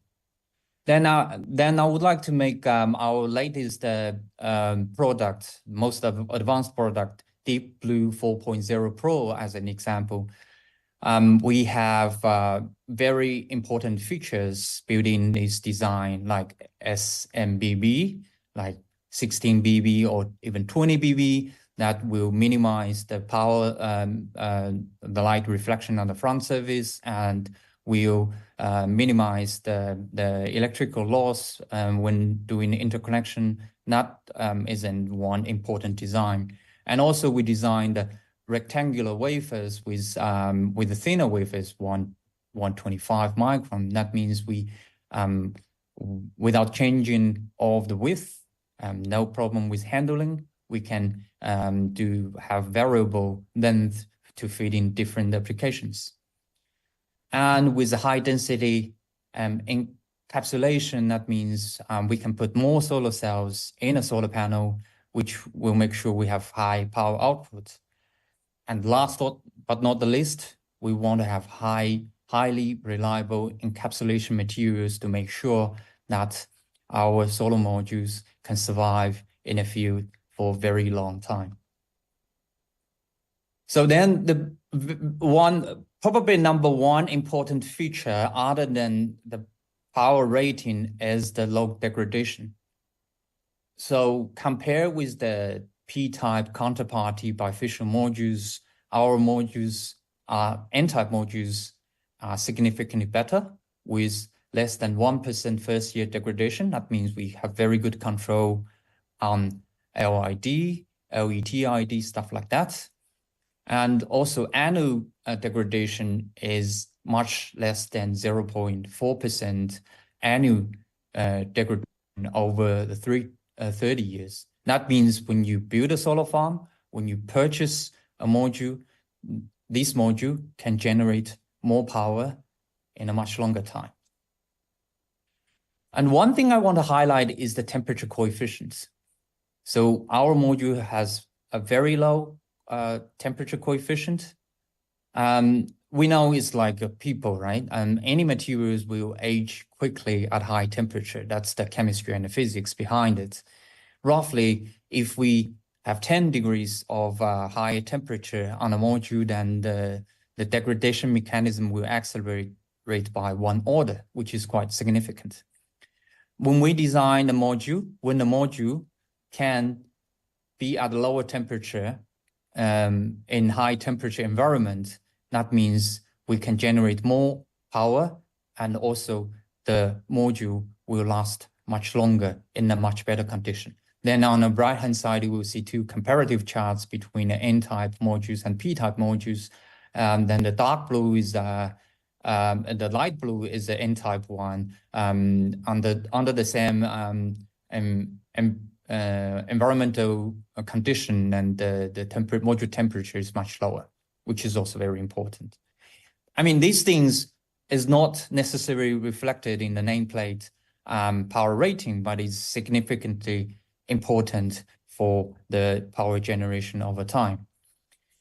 And one thing I want to emphasize is bifacial ratio up to 80%. That's very high. It's almost like you have freebie from the reflection at the back. It's like a free gift you have when you put the solar panel on the roof. Of course, it depends on the ground reflectivity, but also on the high-low latitudes. And in the high latitudes, you have more reflection at the back. But overall, we see quite significant benefits from the rear reflection with the design with the bifacial design. And then in order to achieve this, of course, we ask ourselves what's best the solar cell technologies we have to put on in order to make it happen. And this is a chart, little research I did, and I would always like to show you. It's an interesting story. A little research I did was I compared the PERC market prediction given by ITRPV, International Technology Roadmap of Photovoltaics. That's a very dominating and a roadmap organization and organized, contributed by all the tier 1 manufacturers and major research institutes globally. Then the dot line is the prediction in each year. If we look at the bottom one, in 2015, all the experts said by 2019, the PERC technology will achieve 25% market share. And in 2016, people find we underestimated the dominance of the growth rate of PERC technology, and the experts exchanged the prediction to say, okay, by 2019, maybe the market share will be 32%. And it's kind of iteration and 35%. And in 2018, so no, we significantly underestimated, and the next year will be 50%. But actually, when in 2019, it's 60% market the reality. What I want to say was the key message I want to give is that the market adoption of critical cell technology are almost always being underestimated, even by the experts. So that's really the power of new technology, how they can change the PV market. People always think, oh, technology is important, but actually technology is more important than you think. Then I want to share a little bit on the journey of our solar cell R&D of JA Solar. And our journey in 2007 started with aluminum back-surface fuel cells. And you see that with the new technologies, it's very nice straight line over there. And the dot one is the one in our R&D lab. And the solid line is the one that in a mass production in the market. So you will see that if we take the triangle, for example, the hollow triangle means the PERC cell that we put in R&D back in 2009. And in 2014, we started putting the mass production. And by the time we are actually the first one in the world to produce bifacial PERC modules. And we are one of the first ones to have selective emitter technology implemented in it. And we are also the first one to have gallium doped in the N-type wafer to minimize the light-induced degradation. And you see, interestingly, roughly it takes 5 or 6 years, let's say 5 years, before we have our, that is a gap between the start of our R&D and the start of mass production. So 5 or 6 years, that's the time we need to make something happen. Maybe you think some companies, a bit more aggressive companies, they only put like 2 years in R&D, then they rush to put in the market. But we believe probably 5 years, that's the right timing. If you really want to be responsible for your product, that means you test it a lot and do a lot of reliability tests, and you do a lot of development. That's roughly 5 times. That's the time we have to invest for R&D. Then you, in the beginning it's PERC, then we have TOPCon and HJT, then now it's XPC and the tandem structures with higher and higher efficiency. So the idea is that R&D always have to kick in years ahead, waiting for the call or sometimes no call from the market at the right time. So we always prepare something when the market, when our customers need new products, we will have our product ready to be mass produced. So that's the idea behind it. So this slide is a little bit more technical, just to give you an idea of what do we do and how we make the best solar cells. And here I take the TOPCon solar cells, for example. On the left-hand side, what we usually do is to analyze the lost mechanisms, why we can't achieve the theoretical limits of a solar cell with a certain structure. We will have like the loss, we categorize into different levels, like optical losses, electrical losses, surface recombination, and current transportation, whatever, there's a lot of things. And we do a lot of iteration. You can see from BCM 2.0 to 3.0, 4.0, and 5.0. We try to minimize the loss and push towards the theoretical limit. And on the right-hand side, we want to, this is the spectrum. We want to make most use of the solar, the sunlight shining on the solar cells by squeezing, by making most use of the light. And on the left bottom, that shows how we minimize the surface recombination and reduce the bulk recombination in order to achieve the target we want. So the conclusion was we have to continuously do R&D to minimize losses and enhancing light utilization, such as period optimization, refined metallization SC, boron diffusion, and fine-tuned passivation, etc. So what I'm saying was our customers, they not necessarily need to understand everything behind it, but we in our R&D department, or not only just in JA, right, in overall all the big manufacturers, we try very hard to achieve these kind of good results. So with the mechanism and the mindset in our mind, this is an example of the achievement. What we do.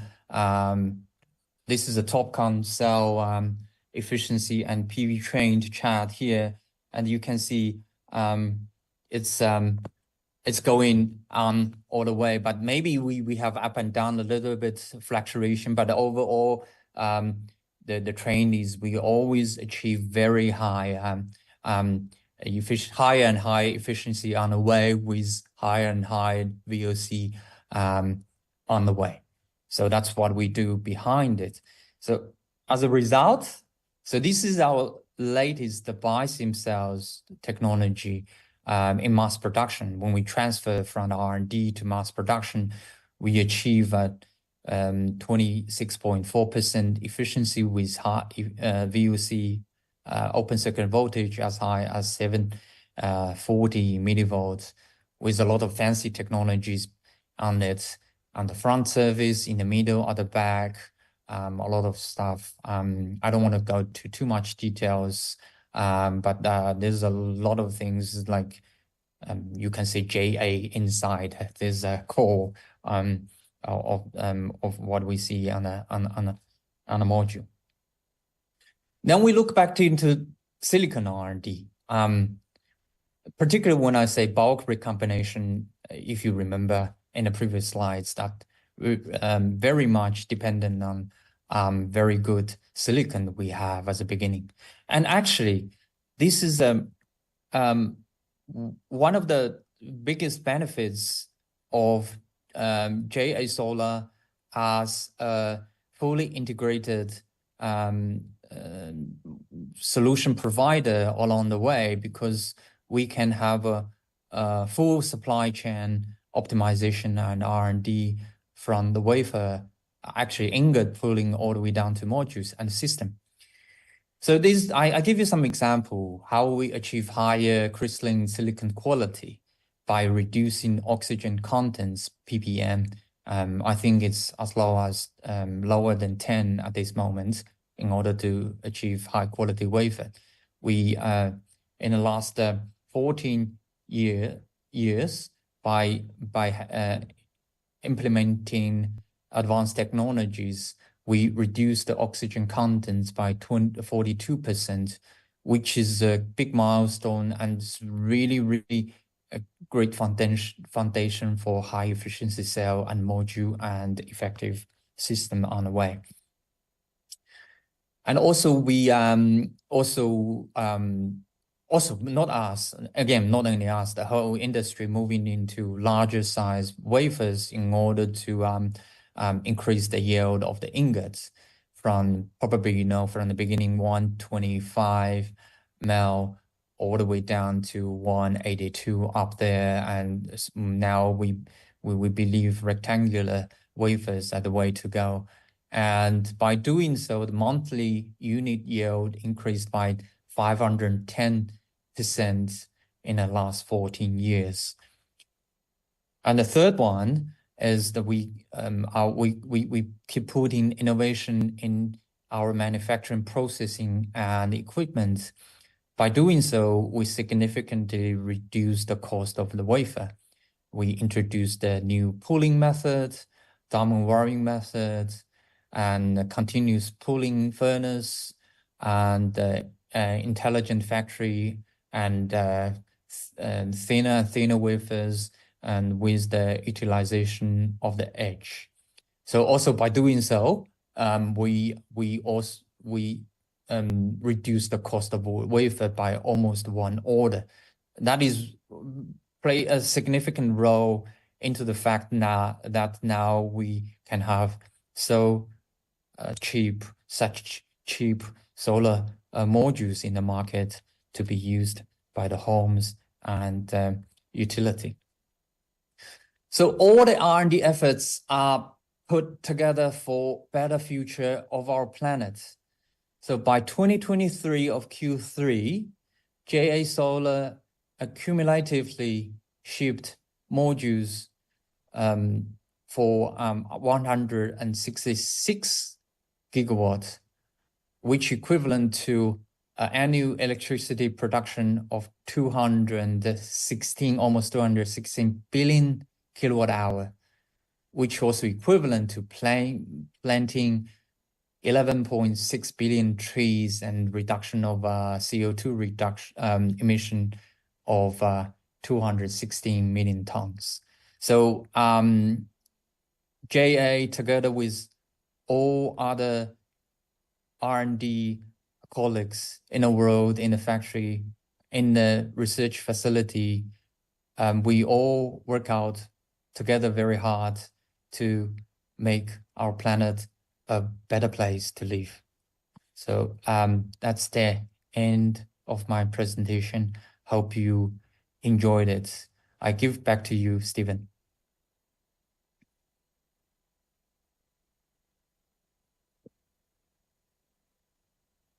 Thank you, Dr. Ouyang, for the insights on the advanced technologies and their features. The great growth of solar market needs state-of-the-art technology with necessary cost efficiency. You compare the conventional R&D and the modern R&D. On top of the large scale of manufacturing, Jay focused more on the modern methodology in creating value of customers and extends the scope of the lower LCOE, customization, and comply with the ESG initiatives. Also, with the great integration of supply chain from Inga, wafer, cells, and modules, I believe JA will provide the most optimized products to fulfill the variety of customer demands and definitely will strive on the solar market growth path. Thank you again. Now, let's move forward. The upcoming deliberation will be focused on global solar PV demand trend in 2024. And to deliver this, I would like to invite Holly Hu, Principal Research Analyst at S&P Global. Holly Hu. Hello. Hello, everyone. Can you see my slides? Do you share your slide? The slides cannot be shared because I'm not the that is not be shared. Give me a second. Sorry for that.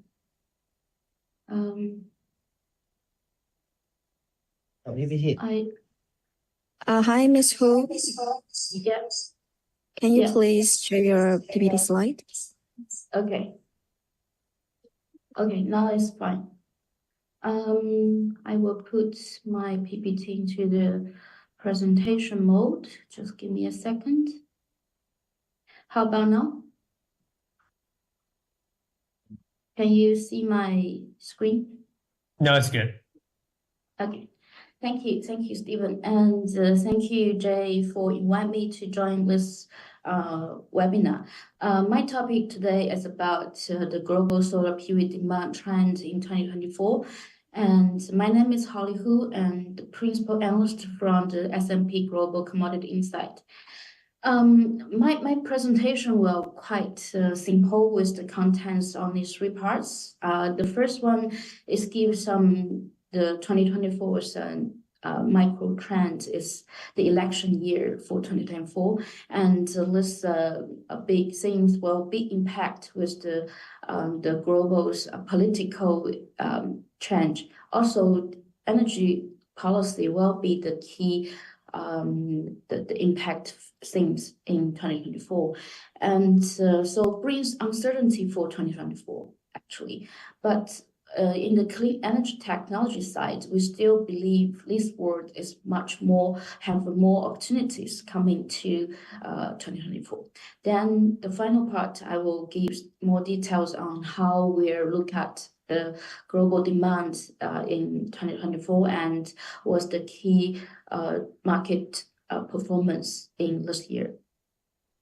Yeah, like I mentioned I mentioned in the first part is the 2024, the election year. So basic on the magazine called the Economics, they mentioned in 2024, nearly half of the population in 2024 will goes to the elections, like India, US, UK, and Mexico. Some big countries will have their elections in 2024. So global themes will be largely impact with what was going on for the next few years, the policy, especially for the energy policy in the future. So like US, as we know, they already published the IRA, the Inflation Reduction Act in 2022. But after the election, is that the policy have some changes or have some uncertainty for their the ITC or PTC policy will be uncertain in this year. And also the India, as we know, India become the #3 global solar market in past few years, but their trading policies also is unpredictable, especially in this year. We know in the early Q1, we are always considering the ALMM policy, is that will be re-effect again, or there's still be the challenges for the shipments to Indian market. So 2024 is an uncertainty market right now for all the economics. But we go to the clean energy tech trends. We published the 2024's top 10 clean energy tech in the early this year. And firstly, the summarize of the trend is clean energy technology investment still big growth. I saw the previous speaker already mentioned the speed of the clean energy investment still grows quite significant growth in the past year, and we still think the growth will keep momentum in the future from 2024 to 2030. So we believe the total clean energy technology investment from the assets level still increase from 800 billion in 2024 to 1 trillion for 2030. But the thing is similar like the solar technologies roadmap, we always underestimate for the growth of renewable investment, because like solar, wind, and other technologies is always have more strength to growth their momentums. And also the cost level decline, I mean the average capex decline is also the main drivers to make the clean energy become more important in the future. So the average capex decrease another 50 to 20% definitely. And also if we considering the solar is the faster growth, faster decline with the capex, especially since from last year to 2024, with the technology advance increasing the efficiencies, the cost of the energy technology also decreased a lot. In addition, we saw the players in the supply chain have more care about decarbonization and also changing their product strategies into the low carbon products. That's including the supply chain players, because like the key market in Europe, they already announced some carbon emissions carbon tax requires. So how to define as a low carbon players is more important for the future competitions. And also with the oversupply situation in solar and energy storage, the pricing war is becoming quite competition is quite fierce in 2024. So it's keeping the price, the ASP is much lower. But regarding with the demand have rebound in 2024, we still think the price will be stabilized in the second half, and with more players, with leading players, they have a more better position in this market.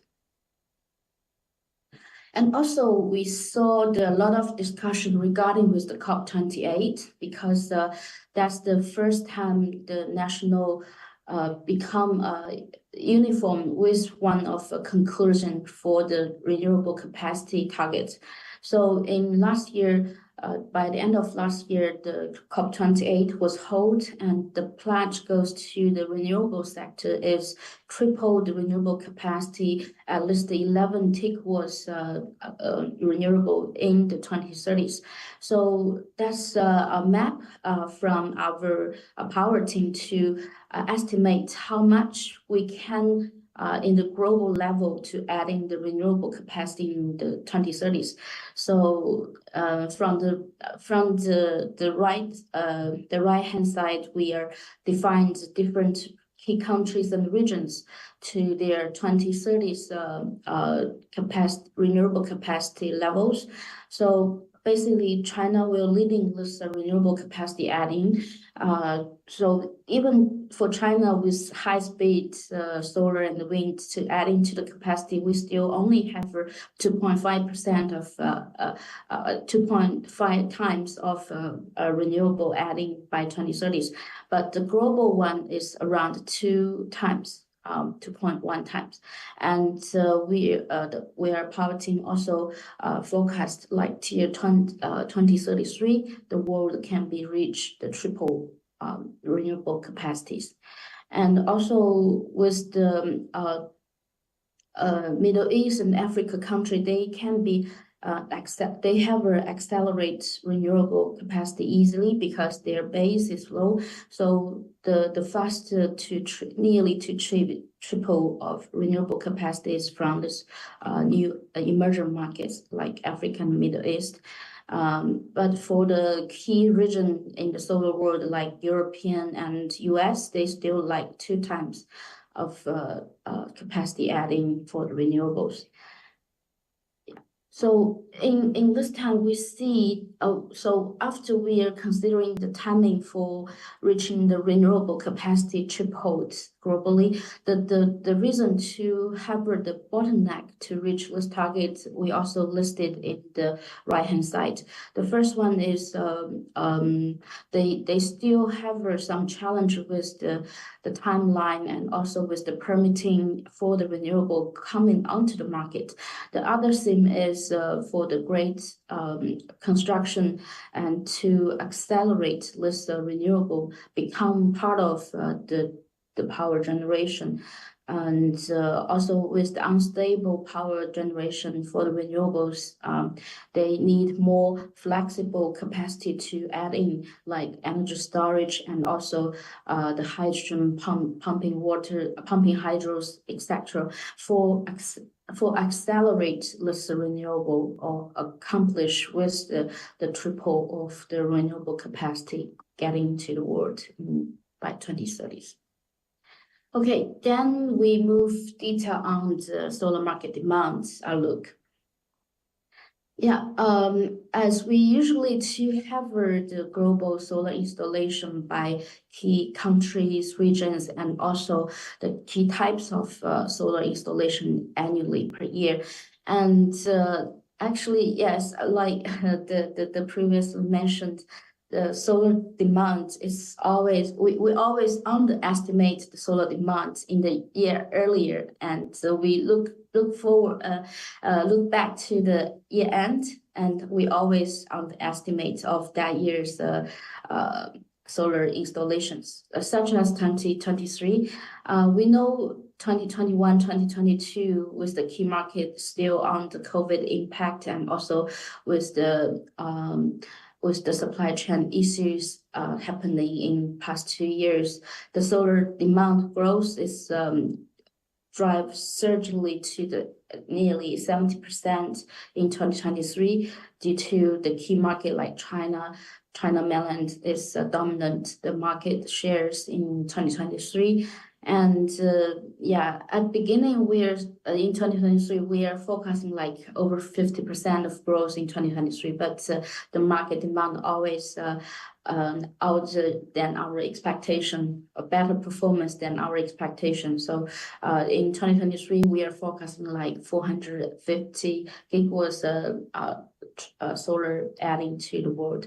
And furthermore, in 2024, we are believing at least 20% growth in 2024 this year, and with the installation level over 500.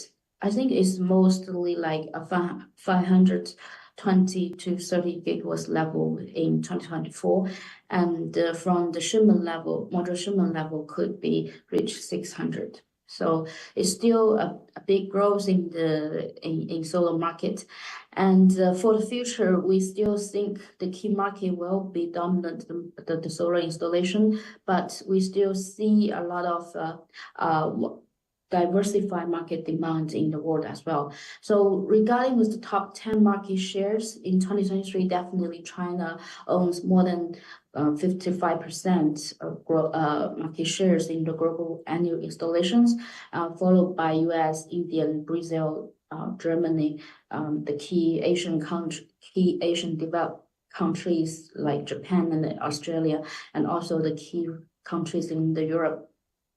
And in 2024, this Chinese share definitely will be reduced a little bit, but the top three countries still US and China, US, and India. Furthermore, we are thinking another type of statistics is the gigawatts level of annual gigawatts level of installation per country's number. Like in 2021, there's only 80 countries have gigawatt installations, but in 2024, we already think this number will be doubled to 36 countries will be the gigawatts level of installations per year. And also from the last year, I think a lot of people will feel that a lot of the new market coming to quite attractive with the solar PV installations, like the Middle East, some Africa countries, and also Central Asia countries.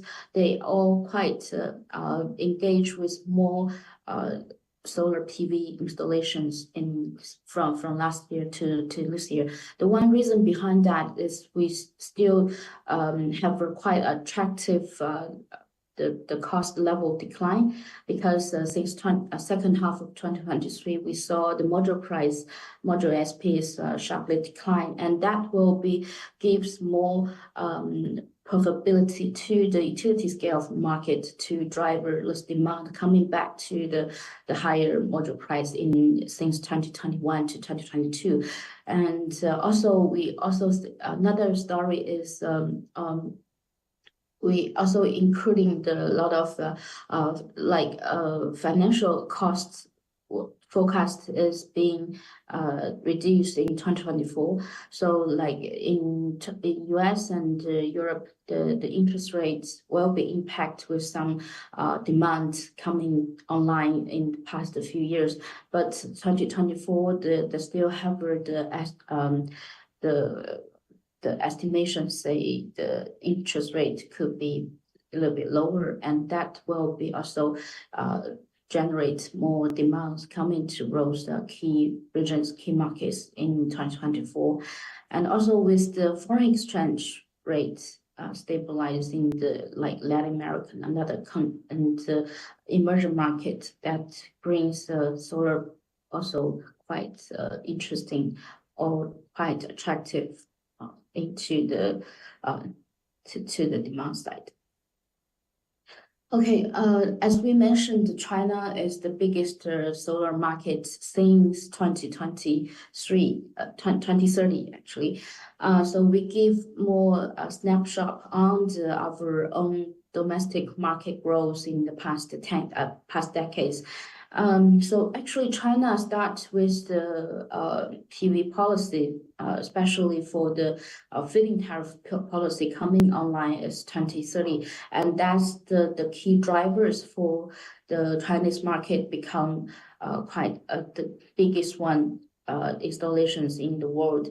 And from the map, from the chart, we illustrate the number from the NEA, and in the right-hand side is the annually connection numbers by different types, residential, commercial, and utility scale. And the right-hand side is the share of this demand breakdown.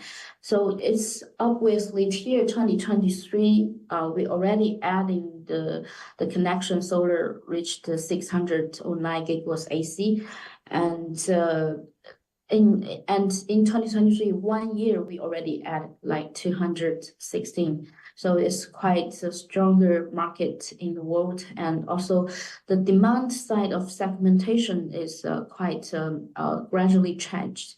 The first 5 years we saw the most of our solar build or mainly into the utility scale. So utility scale in the past early 2012 to 2016 already reached like 90% of the China's demand, but afterwards we are raising up the demand in the DPV, especially in the 2018, and that year we know China dramatically changed the policy for the utility scale to have the limitations for the utility scale's quota, and that's why that year's demand shares is moving more into the DPV.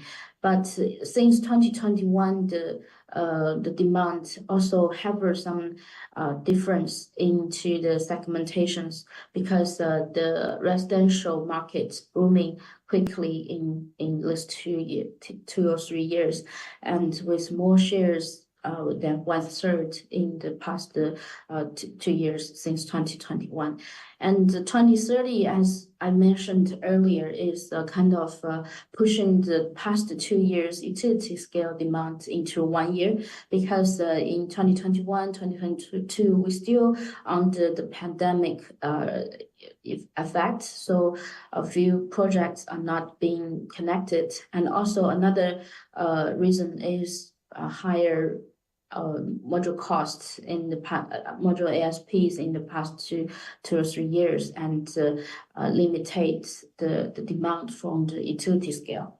But 2023, with the first mega solar projects need to be online, so that's also pushing the deadline.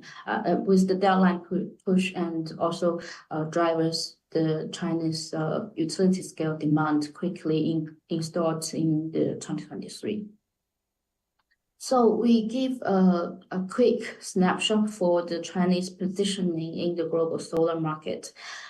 Here, the 2023, we are installed like 42% of cumulative solar in China, in only China mainland.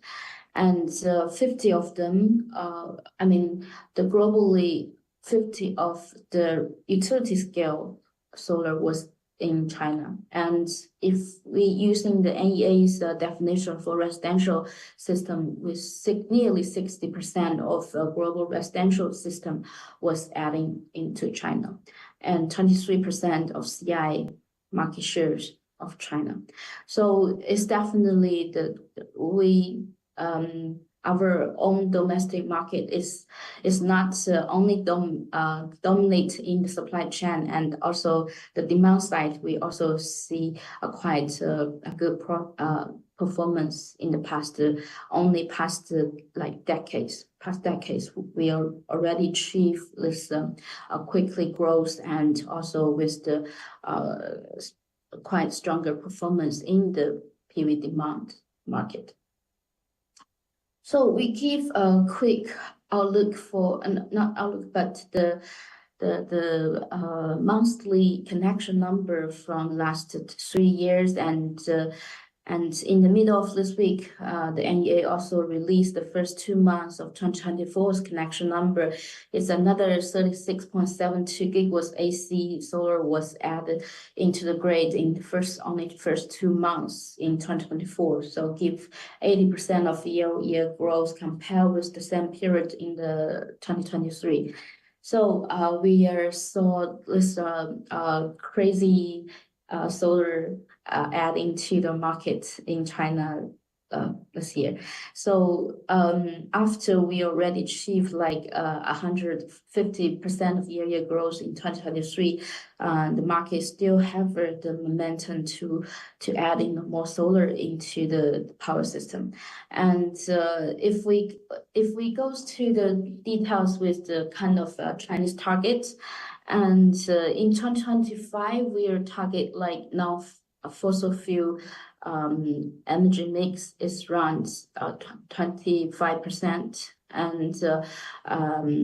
and also if we are considering the total power generation from the wind and solar target is like 1,045.6 terawatt hours, and since last year 2023 we already adding like 609 more solar into the power mix, and also we produce like 6.5% of power generation by 2023, and for wind and solar, the power generation mix already achieved like 50.8%. So regarding with this target, we already achieving the total power generation target for the 2025, and also the with the power capacity one also increasing quickly than target expected.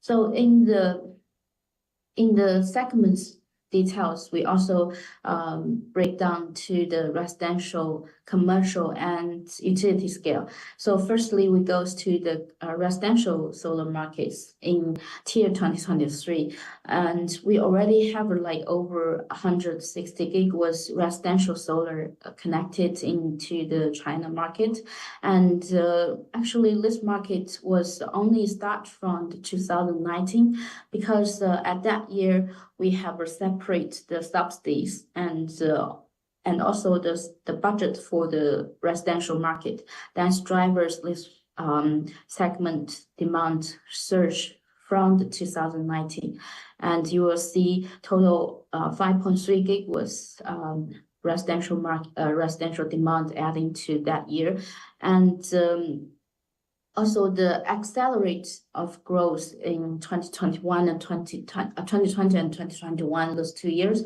was nearly doubled, every year doubled size of the market. And here 2023, we 1 year adding like 43.5 residential system into the market.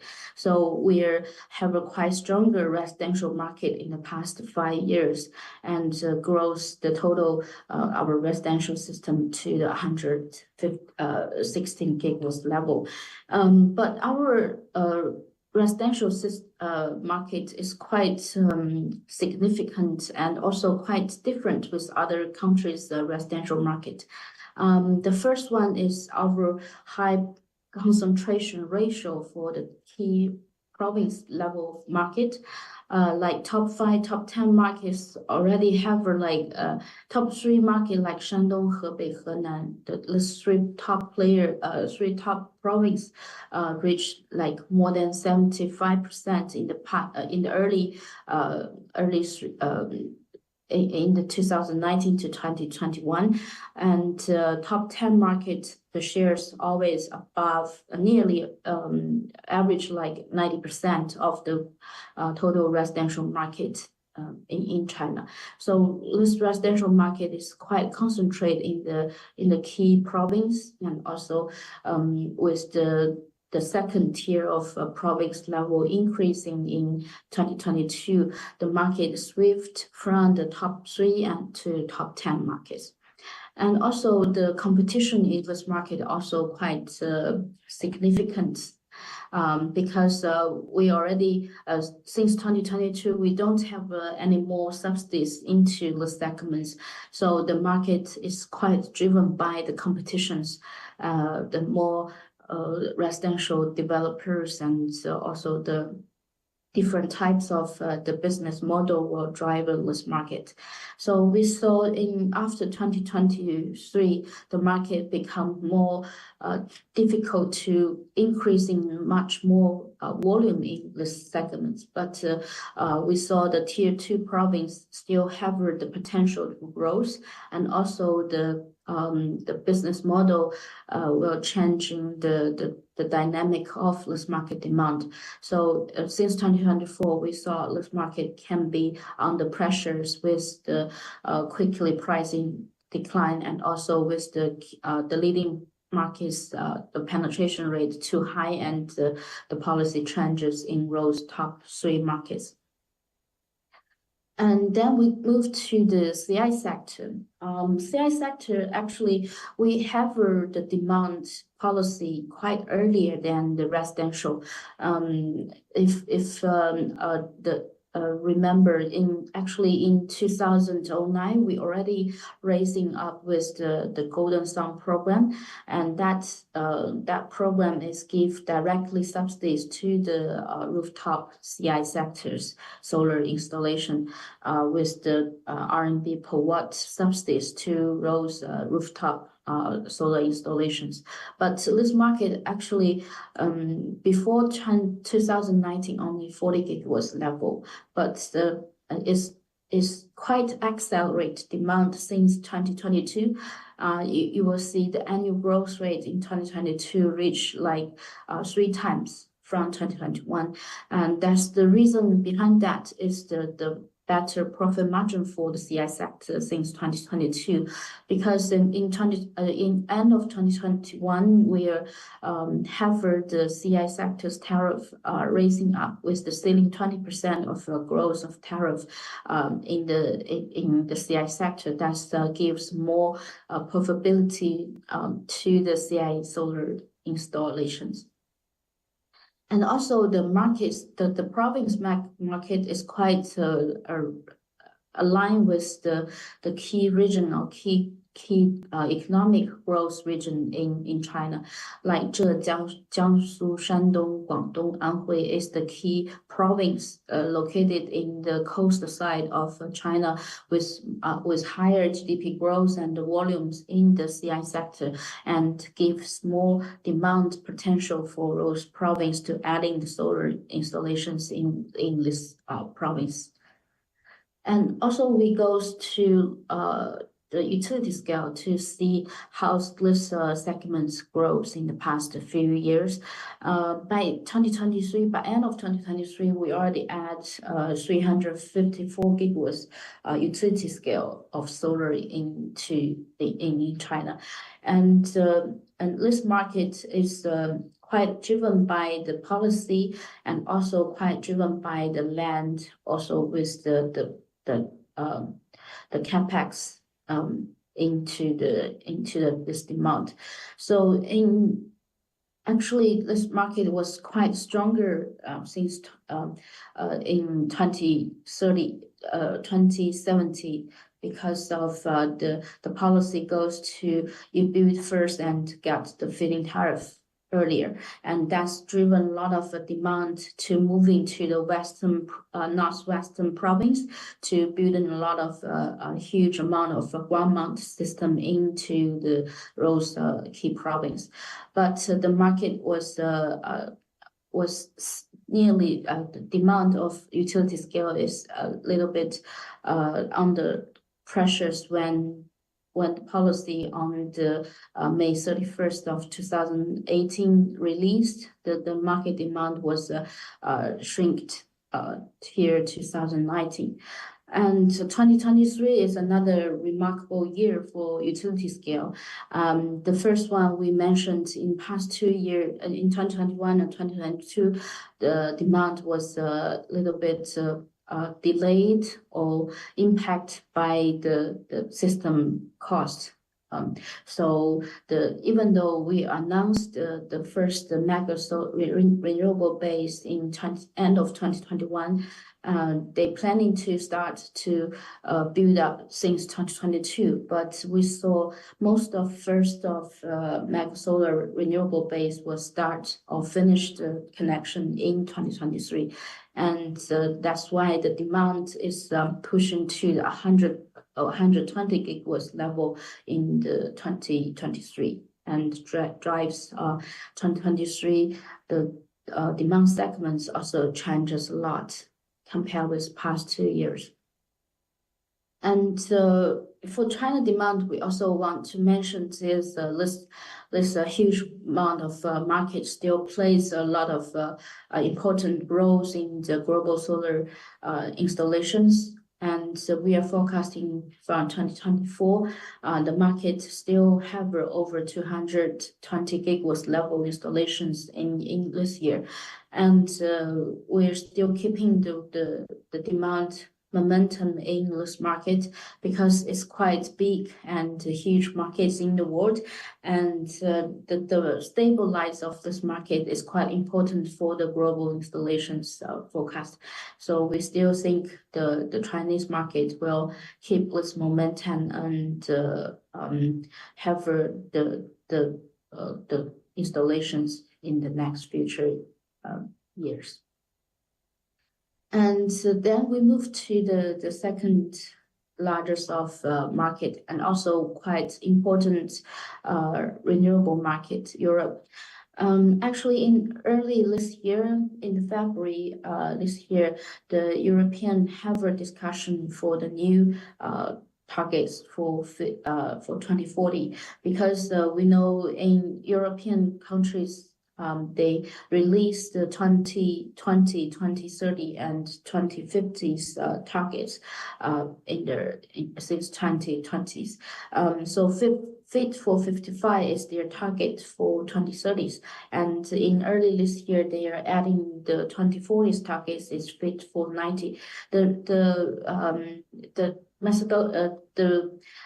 information is here is by 2040s. The European country will cut the emission by 20% compared with the 1990s levels of carbon emissions. So that's quite increasing the targets. And also, if we break down into the different segments, the first one goes to the power sector, because the power generation is the biggest shares of the emissions.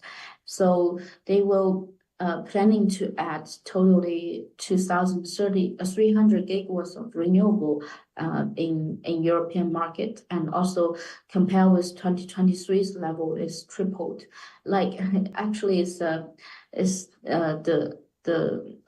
COP28's 2030s targets, yeah, and they're like producing 81 to 87% of their total power generation from the renewables.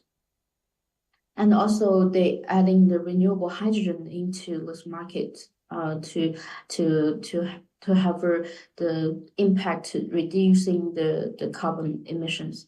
Also the carbon market, how the carbon storage and remove is another big topic into their 2040s plan. So the European market is still the key region of key markets to bring renewable coming to the more into the market.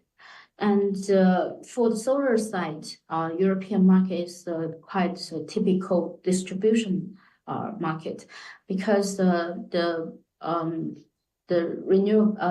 solar installation have higher shares in the distribution segments, DPV segments. Like in earlier the shares of this market reached like 60 to 70% and maintain like more than 60% of those market installation was coming from the DG. And key markets in this region is Germany, Spain, Netherlands, Italy, and Poland. So the key markets for the distribution solar is from the European market. market. And also the shares of demand is also impacted with their power price. If we remember in 2022 with the Russian-Ukraine crisis coming, the European market become quite attractive with the solar plus storage demand coming online, because at that time the wholesale power price is increasing quite significant in the European market. That's why driven the demand for this market is quite much stronger than others. So the market still be the dominated by DPV, but also in this year and in the future 3 years, we saw some demand growth into the utility scale as well, especially from the Spain solar market. Hi, sorry, Miss Holly. Yeah. Because of the tight schedule, could you please make it quicker? Okay, thank you. Thank you so Sorry. much. Okay. And the final one goes to a little bit about USA, and this market is also quite important with the utility market. They have a quite stronger pipeline in the utility scale with the ITC policy coming online, extend the ITC's period to 2033, and drivers a lot of key status to bring more utility pipeline into the market. But the 2024 is a uncertainty year for US market, because the module import, how they deal with the anti-dumping and the attitude for the Southeast Asian module import will be impacted with the volume of the market. So in 2024, we are forecasting like over 43 gigawatts of installation in US. And another quite important market is Brazil, and Brazil grows quickly since 2021, with their DG market is quite attractive with the lower module price, and also with the policy change in the future, we saw this market decline a little bit, but DPV still have like more than 51% of total their demand. And also brings a little bit about the export for the Chinese module. In tier 2023, we annually shipment for the module reached 194 gigawatts level, and not including the Southeast Asia module players to ship to the US, and also another like First Solar have the internal thin film export. So definitely the total overseas module shipment level in 2023 already nearly 250 gigawatts level. And if we adding the Chinese local shipment module capacity, that's over another 250. So in 2023, we're like sum up with the nearly 500 module shipment in globally. And 2024, we still think the demand increase, and with more than 500 gigawatts installations and like 600 module shipment in 2024. And also with the technology roadmap changes, the N-type products will be more aggressively to take the shares for the PERC, and that's drivers the new types of capacity coming online, especially since second half of 2023, and 2024 will be dominant into the market technology type. So we saw a lot of challenges or uncertainty in 2024, but we still believe the solar market will be stronger or keep quite stronger momentum in the future development. Thank you.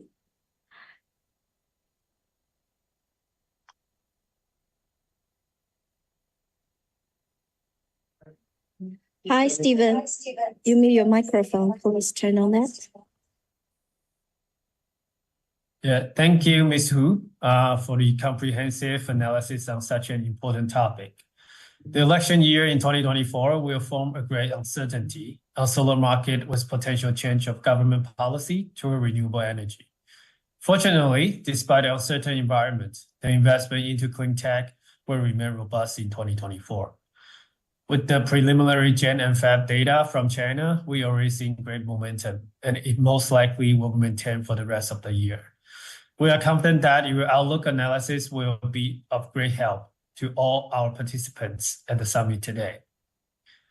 Ladies and gentlemen, now we are moving into the section of the first panel discussion. The topic is prospects and trends, opportunities and challenges in PV market 2024, which will be moderated by Yin Yuxia, team leader, Energy Country Office China at German International Cooperation Agency. Ms. Ying, the stage is yours.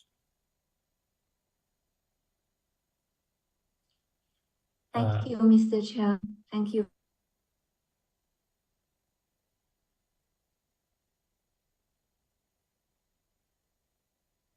For an introduction.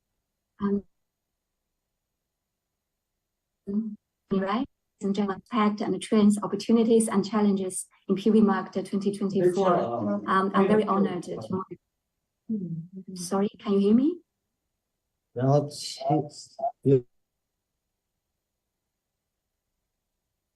I hope you can hear me. Someone give me a Hi, sign. Marcus. Please turn on your camera. Thank you.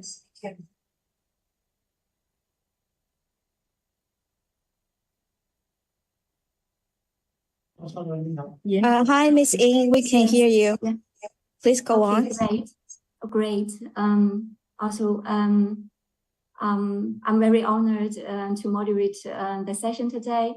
As we all know, or we heard from the last experts in the presentation session, solar PV has emerged as a major player in the renewable energy world, accounting for 3/4 of renewable energy capacity additions in last year all around the world.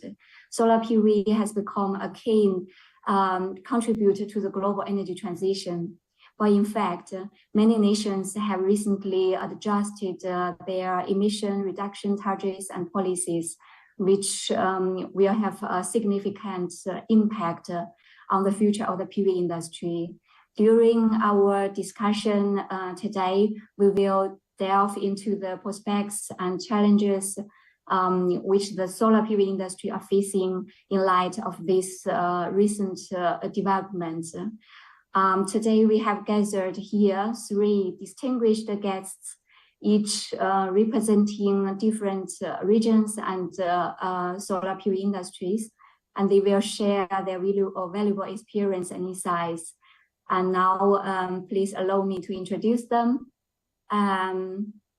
Tony Zhu, Vice President of JA Solar. Tony, welcome you. Christian Cecchini, Technical Regulatory Specialist at AB Solar. Hi, Christian, are you here? Great. AB Solar is the Association of Solar Industry in Brazil. I'm very look forward to your insights. And then we have Dr. Isabel Melam. Are you here? Yes, welcome. Isabel is the CEO of South America Photovoltaic Industry Association. Welcome.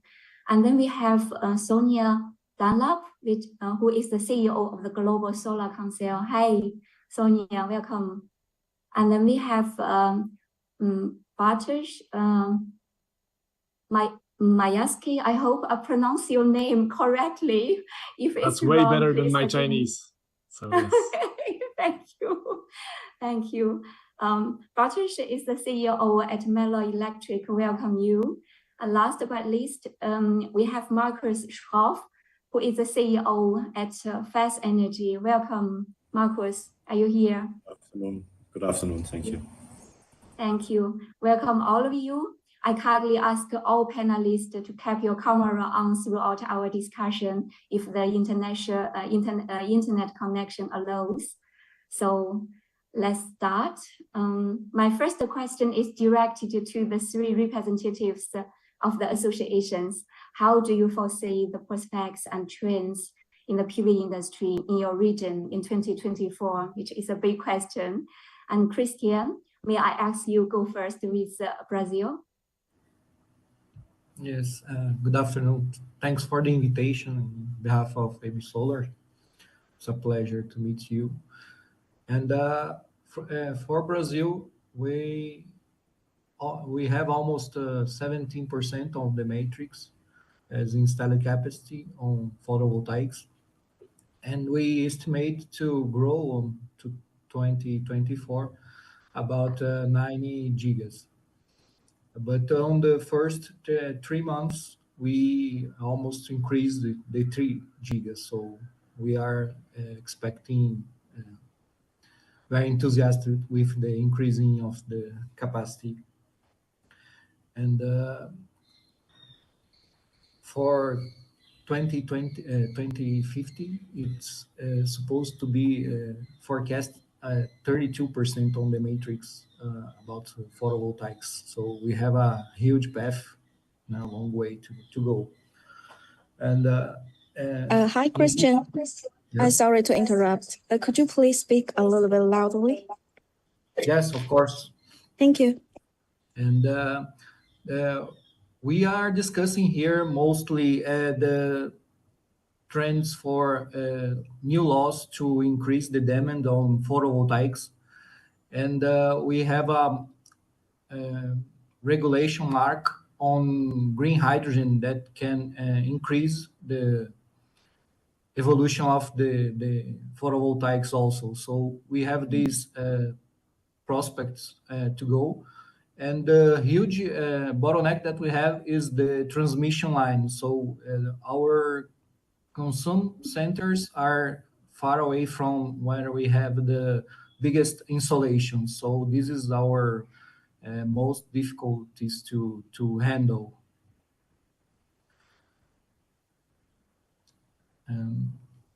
And on the GD sector, we have a trend that is expected to be stimulate some benefits on the GD sector. So now we are terminating the subsidies for the GD sector, and we are expecting to have, on the other hand, these costs and benefits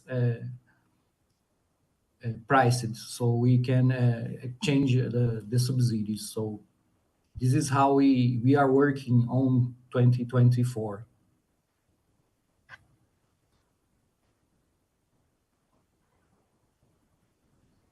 Christian, have you already done with your part? Yes. Yes. Thank you. Thank you very much for your information. And I think we are facing the same situation also here, the role of green hydrogen and also the transmission grid.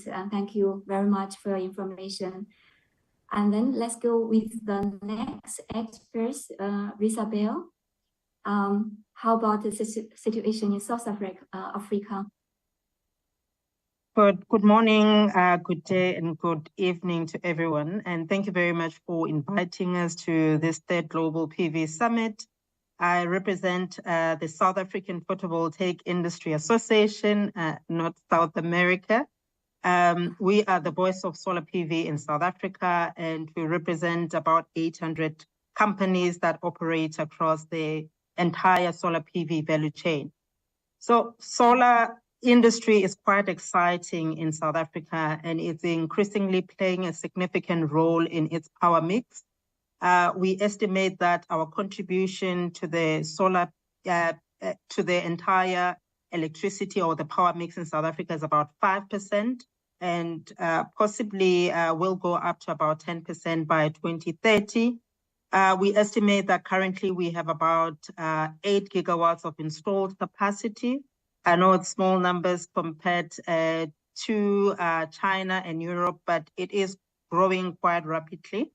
And about 2.4 gigawatts of that 8 gigawatts Africa was procured through the government procurement program, but about 5 gigawatts is really driven by the residential, commercial and industrial markets, and it's growing quite rapidly. Just to give you a sense of how quickly we're growing, we saw about 3 gigawatts of capacity installed in 2023 alone. And we estimate that in 2024, the current year, the installation will reach about 5 gigawatts. And in up to 2030, we estimate that we will see between 3 to 4 gigawatts of installed capacity every year. And this will be across all market segments, being residential, commercial industry, as well as the utility market.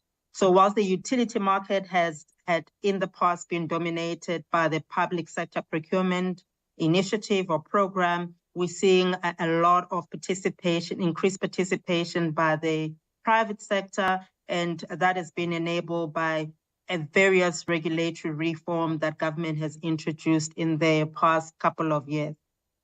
So yeah, I think our sector is going to be very interesting in the future. Some of the trends that we are seeing, especially at residential level or market segment, is that most of those installations are hybrid in nature.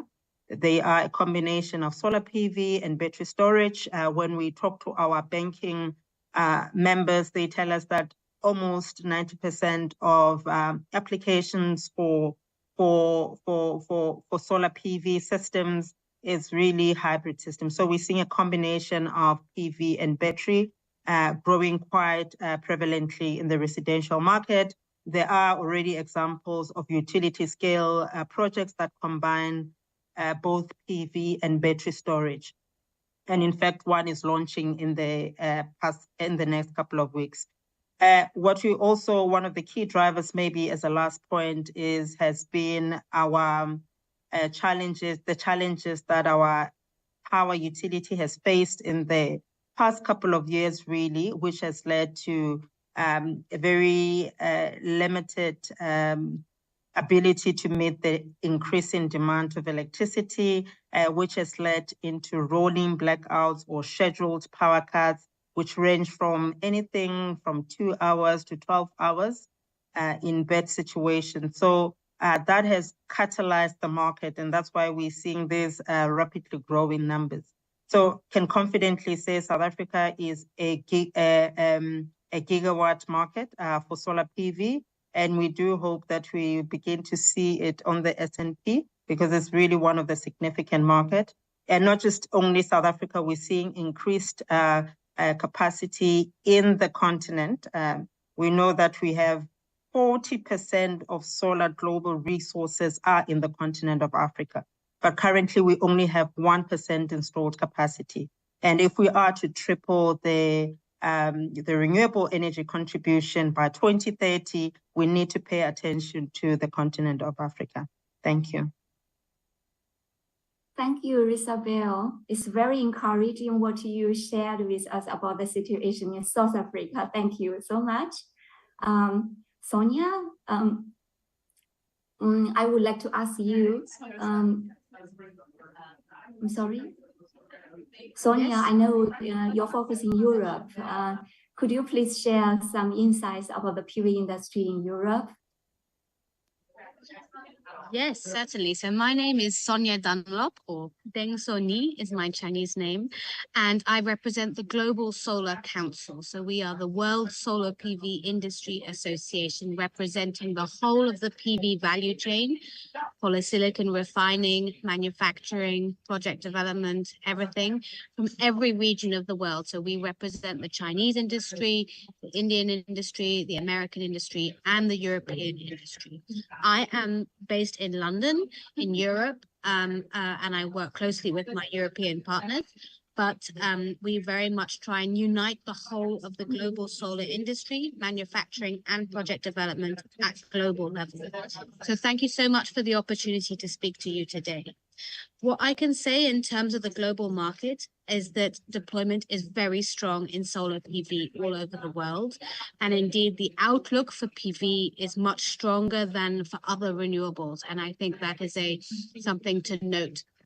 We use the global market outlook forecasts, and we predict that between now and 2030, that by 2030, we will see a 1.5 terawatt global market with a total installed capacity in the high scenario of 8 terawatts, almost 8 terawatts of total installed capacity at global level by 2030, by the end of the decade. To translate that, that is 25 billion solar panels installed in total all over the world by the end of the decade. And that is our target as the Global Solar Council. In terms of which are the major markets, so of course China is the forecasted to be by far the biggest market in the world, then the US, then India, and then some of the European markets like Germany and Spain. In terms, you asked about the European markets, I can tell you that our forecast between now and the next 3 years is that the biggest European markets will be Germany, Spain, Poland, and Italy, and the Netherlands. The Netherlands is now a country that has more solar panels than it has people. I'm happy to say a bit more about some of the challenges that are still facing the global solar PV industry in Europe, in China, in Africa, and beyond. Christian de Souza mentioned the grid challenges in Brazil. So we have definitely identified that as a challenge that we need to be working on at global level. Ratabile from South Africa duly pointed out that, of course, we are seeing a trend at global level as well for solar and storage to be installed together. And we're seeing, huge growth in PV in many different markets around the world, and huge growth in Europe as well in response to the Russia-Ukraine war and the increases in energy prices. I'll leave it for there, and I'm happy to say more about the challenges later on. Thank you. Yes. Thank you, Sonia. Thank you so much for all three of you. I think your positive attitude or the positive forecast from all your regions are very encouraging us. And then we go to the next one. I would like to discuss with you more about the current policies and regulations for the PV industry, especially those have been or expected to be in place by 2024 in your regions. Bartosz, I'd like to ask you to share your insights on the European perspective first. So maybe to give a little bit of context, I currently run Menlo Electric. We are a distributor that is active across Europe, Middle East, and Africa, including South Africa. So it's a pleasure to make this connection here as well. Now, we've been running sales in more than 40 markets. I also previously was a COO at a residential and CNI installation company in Poland. And the reason why I'm giving this introduction is that we've been witnessing changes and the impact of those changes to regulatory schemes across many, many markets. And if there is one thing that I would love to see implemented is actually not any particular scheme of support, it would be stability to the systems. Because what we've witnessed in many, many markets is situations in which the market is going boom, and it is booming for several, 2, 3, 4 years. A whole industry is being built, as it was, for example, in Poland. So Polish residential market grew from 30,000 households per year to 400,000 households per year in a span of 2 years. 100,000 people were employed in this industry. And then within 2 quarters, the industry collapsed and shrank by 60% because of the changes in the regulatory scheme. So neither phase is particularly healthy for PV, by the way, right? The boom is not particularly healthy because then many companies are emerging, and even if they're not qualified, they carry out installations, and that creates risks, and it creates also potential bad mouth and negative PR around PV industry if there are any accidents, if there are any fire hazards because of that. Neither the best, because when the companies go out of business, there is a lot of negative word of mouth as well. People are getting into unemployment, and this creates negative atmosphere, negative mood around PV industry. Poland is by no means an exception. We witnessed the same thing in the Netherlands late last year. We witnessed a similar thing in Vietnam, I think 2 years ago, when the country was scrambling to install PV installations by the end of 2022. I remember, I think 8 gigawatts was deployed in a single month back then. And then there was a bust. It's not healthy, it's not good for the business, it's very difficult to work on long-term projects, it's difficult to work on innovative business models, it's difficult to implement innovative components or solutions if you're not sure you're going to be still in the business 12 months from now. So again, I'm not going to be advocating for any particular scheme. What I can advocate for is for more stability. Of course, there are ways to manage it, but it's just difficult. You know, you can go international. That was our solution. So we saw what was happening in any given market. We went international as Menlo Electric. And because of this, when Poland was slowing down, Romania picked up. When Romania slowed down, Germany picked up. So we were able to ride those waves, but any company that doesn't have the potential or the means to go international is just at the mercy of political choices and can go from being very successful into being essentially out of business in a matter of a couple of months. Yeah, Bartosz, I can't agree more with you. And the policy stability and also the continuity of the policies regulations are so important for, I think, every industry. Yeah, thank you. And then we go next with Marcus. How about the new policies and regulations in the Middle East countries? Can you share some information with us? Thank you very much. Yes, of course. And first of all, before I comment on this one, I again also totally disagree with Bartosz and what he says. Policy stability is of utmost importance, and I think that is something that needs to be addressed on a global level. I myself have been developing projects in all across the world for many years now, and the lack of stability and reliability was really an issue. And yeah, I agree also with Bartosz about the fact that it's true if you are in the lucky position that you have a global portfolio, you can move from region to region or country to country. That makes it easy, that's true. But not everyone in the industry is lucky to have that situation. So this is really something that needs to be worked on a global level. More specifically, from our side, being mindful of the time, this is why I'm not talking much about fast energy, just that we are a developer and IPP investor into renewable projects in EMEA and APAC with a focus on C&I, behind the meter and before the meter, as a matter of fact. But yeah, for Saudi Arabia, we are possibly I would say, somewhat new kid on the block. Most of the business here in renewables has been done via large tender procurement through government authorities. As you know, we have roughly, I think, more or less 10 gigawatts in operation nowadays. In terms of large utility scale projects, not so much on the C&I sector, even though we have recently had a new regulation that enables C&I under self-consumption net billing scheme in Saudi Arabia. And we believe here that this regulation for C&I is absolutely paramount to achieve the very ambitious goals of Saudi Arabia. You might have heard most recently the Ministry of Energy has announced that our capacity targets for 2030 are 130 gigawatts. So we're going to add 20 gigawatts of capacity per year over the next few years. I'm sure that we achieve this. I think Saudi Arabia has shown in the past that whatever they wanted to achieve, they have achieved. But C&I is a very, very important part of that. I think we can look at I think at least 10% of that annual capacity will come through C&I business. And what we need for this is a more solid net metering regulation. That is very important for us.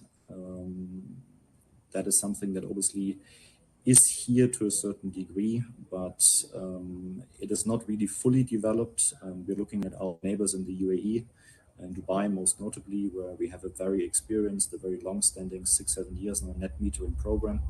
And I would hope very much that here in Saudi Arabia, we're going to see something that will remove the limitations, capacity limitations, and enable us to drive growth in the sector as much as in the neighboring countries. Thank you, Marcus, for sharing the very important information with us. Tony Zhu, you are in charge of the global market for JA Solar.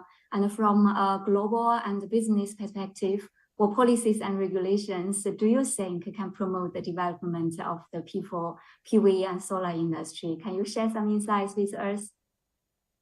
Thank you, hostess. Thank you, all the guests. Yeah, definitely. We're thinking in a very stable or much more stable. The policy will be definitely being supportive in terms of for the development of the solar.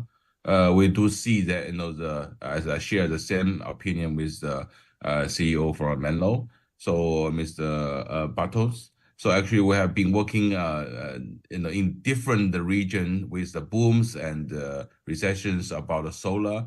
But we do see the recent trend that each of government has been committing long term about the solar, and since the solar become a significant part of their grid connections, definitely we need some of the stable policies, which not only in the solar but in the state grid levels and even the industrial guidance levels of each of the country, to be adopted more renewable energy or solar in terms of the systems, and involving more into the new environment.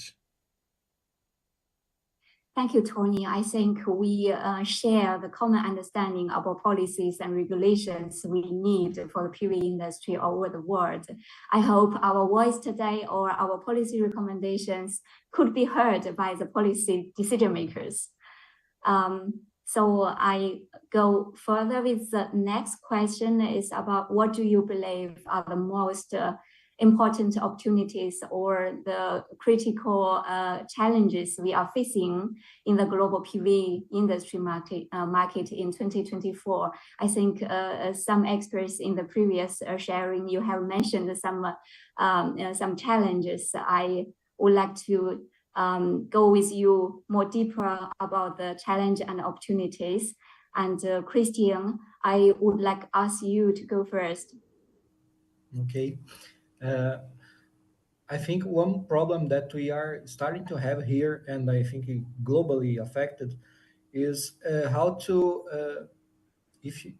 as photovoltaics becomes bigger, it starts to share the market with other big sources. So it also starts to have to be attacked by the other sources. So as a variable generation technology. So here we are starting to develop some issues about how to deal with the variable generation. So implementing photovoltaics with armazenation batteries. So we are expecting an auction on August to be the first one that permits renewable source to enter as a hybrid power generator with batteries. So I think this must occur all over the globe. So is this deal is important for I think the photovoltaics is to offer manners to enter on the grid, not as a variable source of energy, but as a reliable one. So I think it's the most important thing on 2024 for us. And on the residential, I think it's also with the use of the batteries is starting to grow because of we have a regulation here that we can't have a inversion of the flux of power fluctuation. So we are starting to have limitations on the net metering system. So we are starting to use batteries to deal with this also. So I think this is the main thing to put the eyes on. Thank you, Christian. Yeah, we have to solve the problem with people of wind energy, the viable generation, but there is already a lot of technical solutions, and I hope we can get more insights or suggestions also from other experts. Isabel, can you also share some opinion with us? So maybe let me start with good news, which are the opportunities. I think I've already alluded to the fact that not just South Africa, but Africa in general has some of the world's best solar PV resources. And I think this gives us an opportunity to explore new frontiers. A lot has been spoken already about green hydrogen, so we are really a great market in South Africa and the continent for green hydrogen development.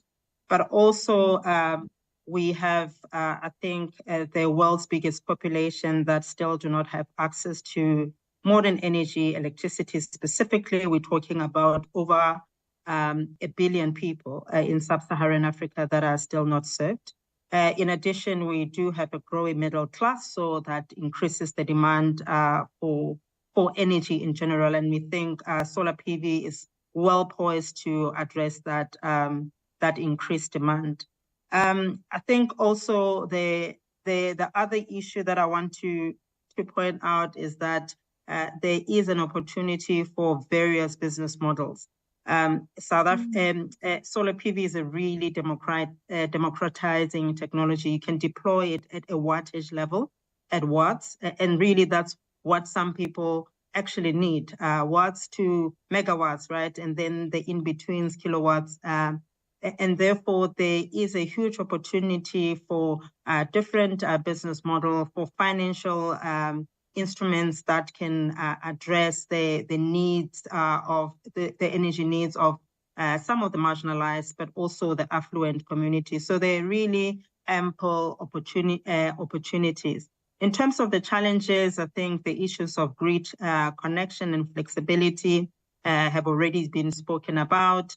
To manage the variability of solar PV and other renewable energy sources, higher incorporation of storage. I don't think it's a challenge, but it's something that needs to be promoted. But lastly, issues around stable regulations. And I don't want to steal any thunder from my colleagues who have articulated the need for stable regulatory environment, which is absolutely critical for these industries to grow and to avoid peaks and dips, because that totally destabilizes the socio-economic or the economic development agenda of countries. And I think especially South Africa and Africa would really not benefit from fluctuation in policy stances. So yeah, I'll leave it there, Madam Moderator. Thank you. Thank you, Isabel. Thank you for the sharing with us. I think we are facing the similar challenge, and we can also share our best practice with each other as a solution for the other regions or countries. Thank you. Sonia, I would like to ask you to share some insights from your side. Absolutely. So here at the Global Solar Council, we have both association members such as SAPVIA from South Africa, such as AB Solar from Brazil, and we also have company members such as Trina Solar, and GCL, and SMA, and many others as well. That we really have identified 3 main challenges at global level to the deployment of solar PV. They are finance, grid, and skills and training standardization. On finance, we are working to bring down the cost of finance for PV and PV plus storage all over the world, including in the least developed countries, to make sure that no country is left behind in the global solar transition. And we are working to engage with the private financial investors here in London, where I am, in New York, in Tokyo, and elsewhere, and with the public banks, the World Bank, the African Development Bank, the Asian Infrastructure Investment Bank, to make sure that it is as easy as possible for them to put their money into solar projects, large and small, and that they are supporting the rollout of solar in every country in the world. Then on grid, we are working to pull together a big coalition of actors from across the renewables and grid space to encourage governments at COP30 in Brazil, in Belém, because Christian will be coming to visit you in Brazil next year, to encourage them to really prioritize the integration of renewables into the grid and finding solutions to the grid congestion and grid delays challenge that is holding back so many solar projects around the world at transmission level and at distribution level. And we want all 190 countries to commit to mandating their grid operators to make finding solutions to this a priority, which can involve building new short and long distance grid interconnectors, but can also involve the deployment of more storage, of flexible time of use pricing, and of different electricity market design and priority dispatch. And then finally, we have launched the Solar Training Standardization Initiative to work to establish at global level standards in terms of what training should look like for solar technicians around the world, so that every investor, every project developer, every EPC can use those same standards so that we are not duplicating each other inside every company. And we can copy the very successful framework that has been used in the wind industry to reduce the cost of doing business in solar and reduce transaction costs. And we are looking for companies and organizations to join us in this initiative, to sponsor us, to make sure your technical requirements are in these global solar training standard modules, so that we can then roll this out to a network of 500-600 training centers around the world and make it easier to do business in solar. So this is what we are doing as the Global Solar Council, and we are very keen for everyone to join us in these efforts. Thank you. Thank you, Sonia. This is so very inspiring, and what you have done is exactly what we need in all over the world in different countries. Thank you. I wish I could cooperate with you in the future. Thank you so much. Yes, I understand we are facing a similar challenge, and we have a huge opportunity in different regions, maybe all over the world. In light of this, we should collaborate and we should change, we should build a platform for peer-to-peer learning maybe. So my next question is about collaboration. How do you collaborate with the industry partners to drive market growth, to drive innovation and adoption of solar energy worldwide? I would like to go first with Bartosz. Can you please share your opinion or experience with us first? Sure, and maybe let me tie up with the previous question regarding the challenges in the industry by mentioning one that was not mentioned by my predecessors, and that is the reshuffle that we're going to be facing in the supply chain. With the falling prices of modules, with the falling prices of batteries, we will see first off a reshuffle among the manufacturers.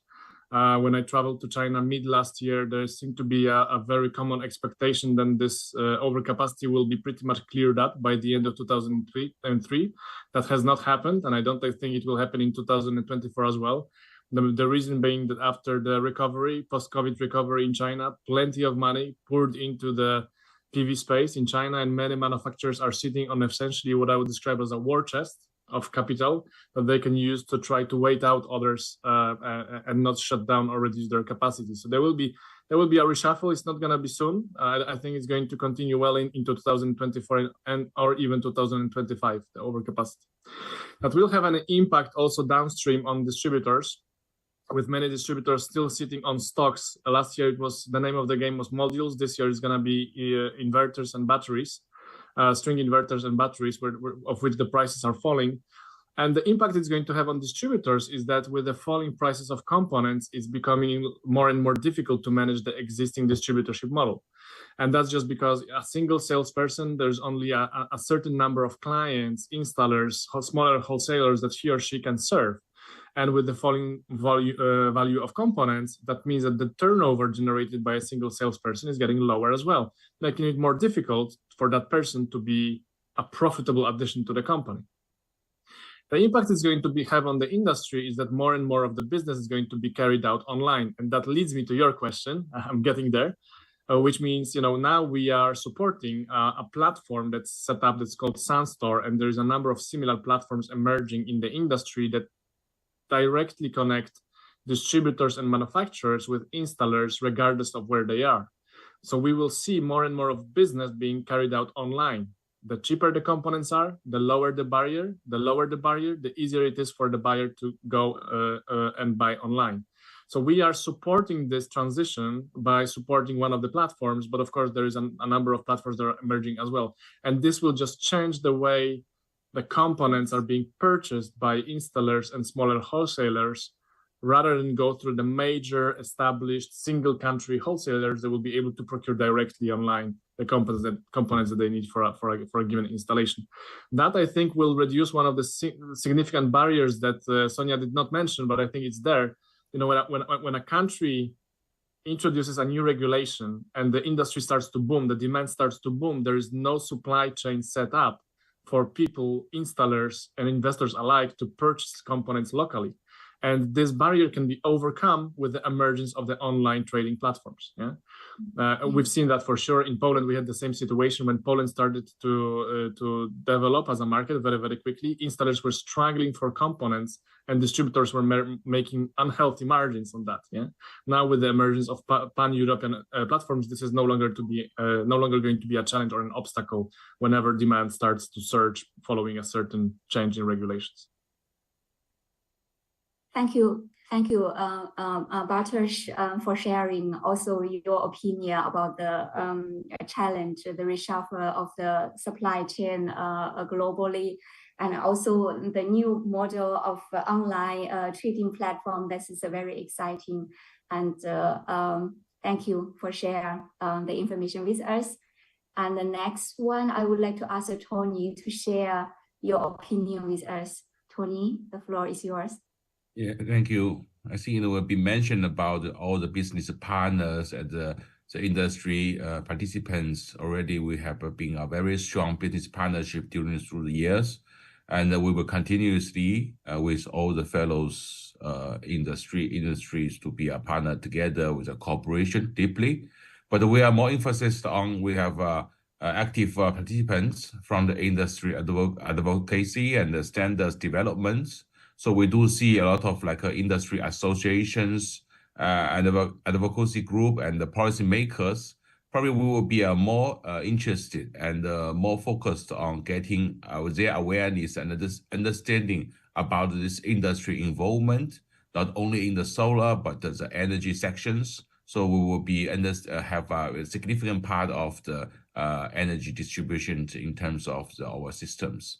That will be a very important part in the future on, since solar and renewable energy are becoming a significant part, and they will becoming more and more important in the whole systems.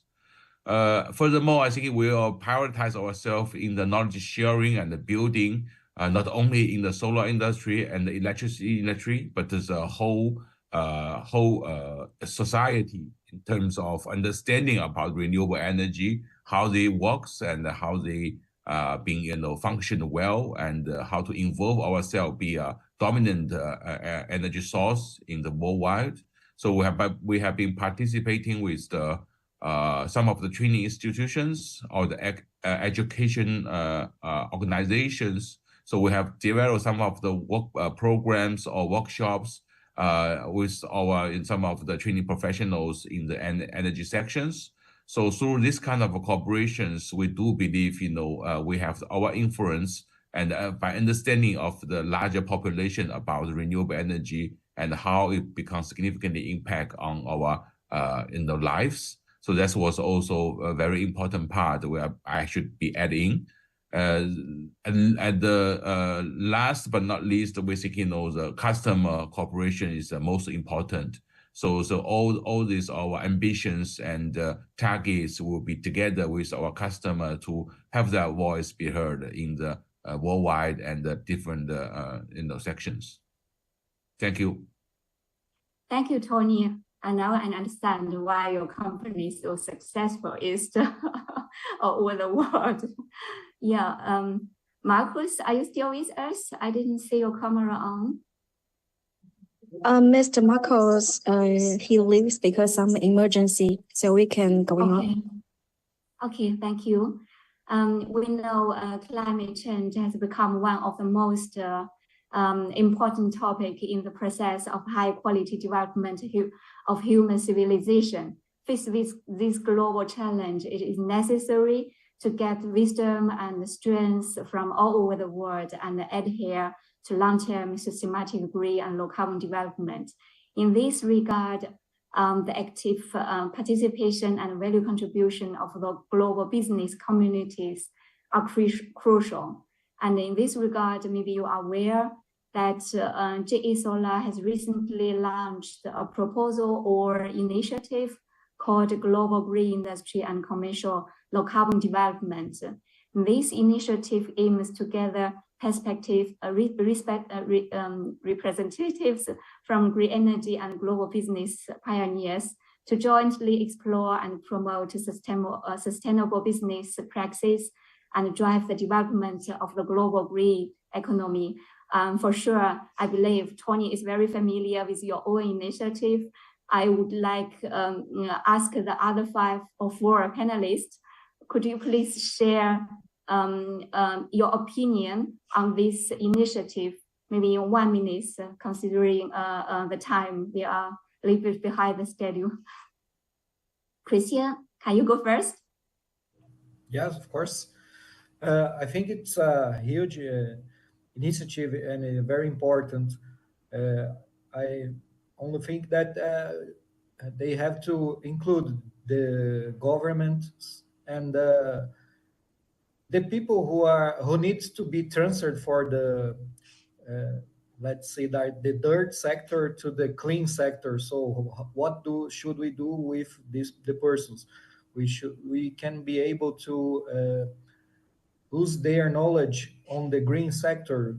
If so, it's a good, because we have several regions, cities, whole cities that depends on some kinds of specific, like coal sources or fossil sources, entire countries that have their income from this. So yeah, a little to think about, to include these things on the project to reallocate these people to work with the green energy. So I think it's very important to this thing to think about.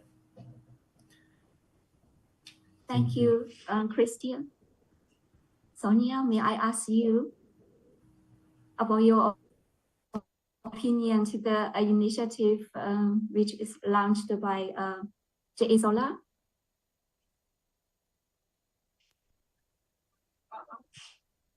Absolutely. Yes, no, I fully support, and I really want to give the support of the Global Solar Council to continue to work with you on this, on the topic of just transition, and how we make the energy transition happen is absolutely critical. And I just want to say that our vision as the Global Solar Council is to build a global energy system and many national energy systems that have solar at the heart of the system as the primary generation technology. And then around that, we think about the enabling technologies, which are other renewables such as wind, geothermal, hydro, and so on. Other technologies such as battery storage, long duration energy storage, flexible demand, and cross-border interconnectors. And if we do all of those things, we can build a completely different energy system for the future that is decarbonized, democratized, and decentralized. Thank you. Totally agree with you, Sonia. And Isabel, can you also share some insights with us about the initiative?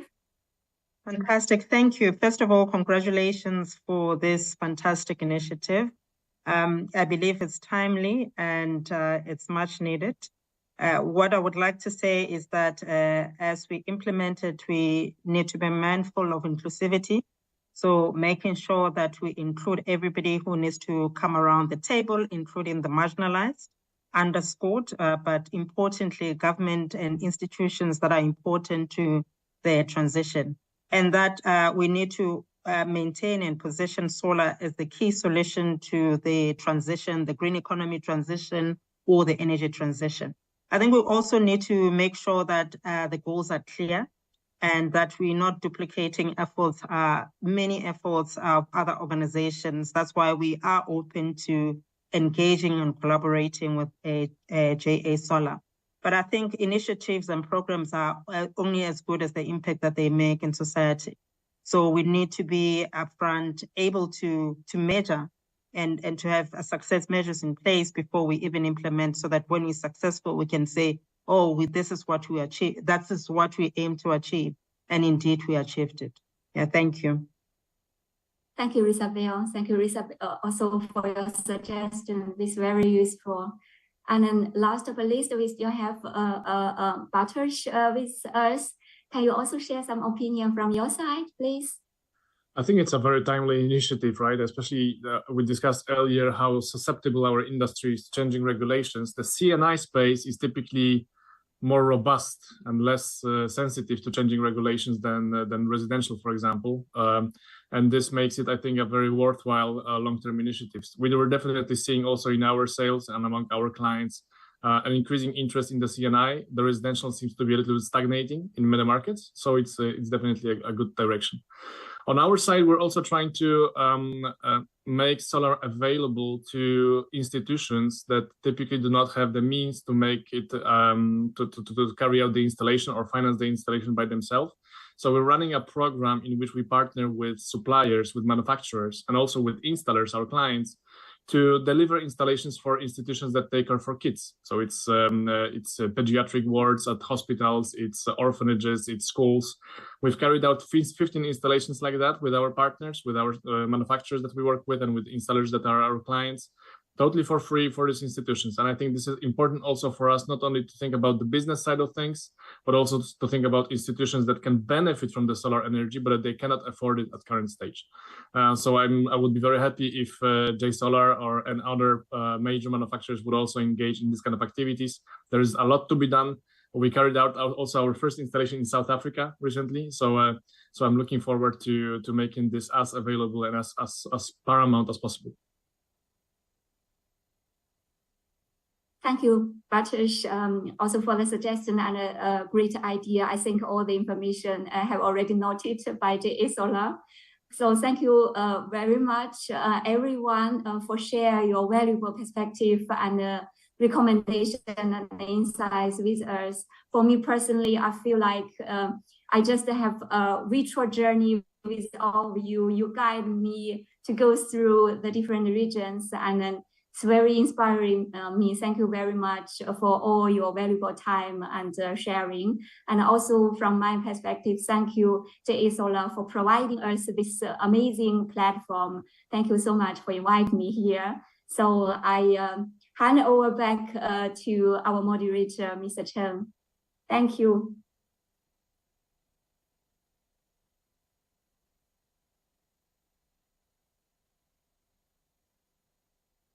Okay, thank you, Ms. Ying, and thank you all our guests from the first panel for such a great discussion. We can see the great challenge at the moment, but at the same time, the great opportunities come along with it. Now let's proceed to the second panel discussion. Other than the market side, we would like to discuss on the technology front. Let's talk about the topic of technological innovation drives the healthy development of the PV industry. This discussion will be moderated by Umair Ashraf, Team Lead Solar Middle East and Africa at DNV. Mr. Ashraf, the floor is yours now. Thank you, Stefan. Thank you for the introduction. Yes, hi everyone. My name is Umair Ashraf. As Stefan mentioned, I'm Team Lead Solar for Middle East and Africa, and we're working in DNV. I'm based in Dubai. And we have team based in South Africa, Egypt, and Dubai. From these three countries, we cover the Middle East and Africa market. So I will be moderator for this panel. I'm really honored to moderate this panel, and which is very important topic. Technological innovation drives the healthy development of the PV industry.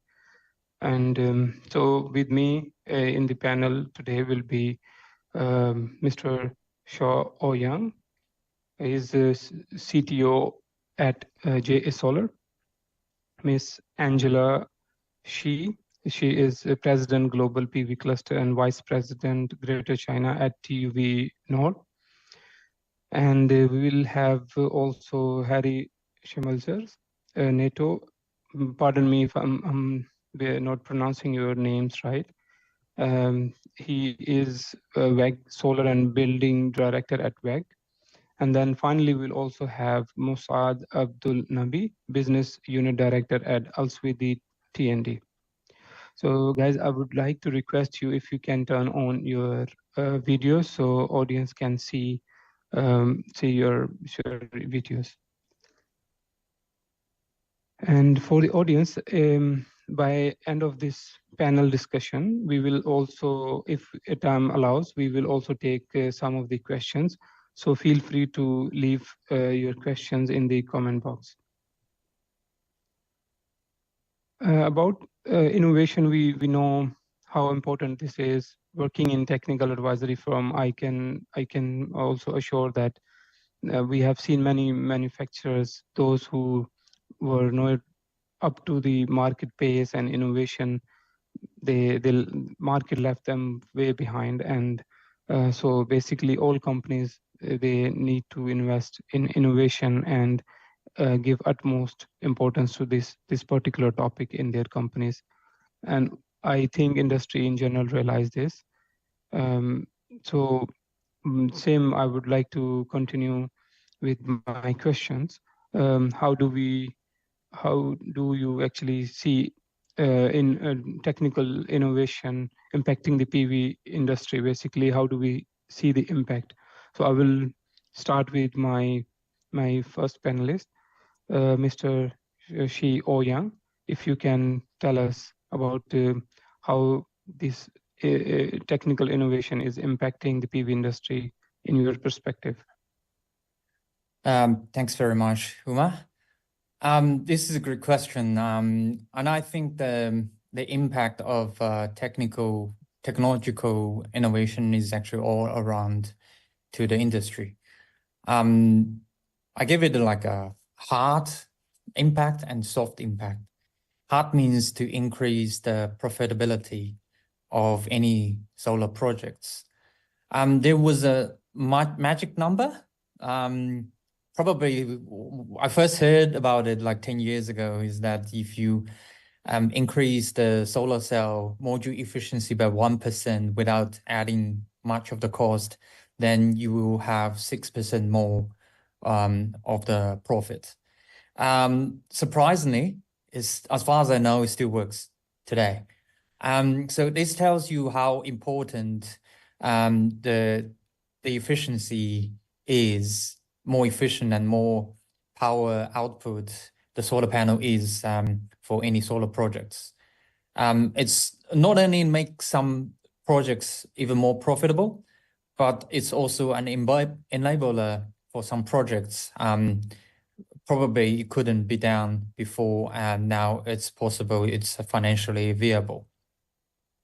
And the other hand is I call it softer projects.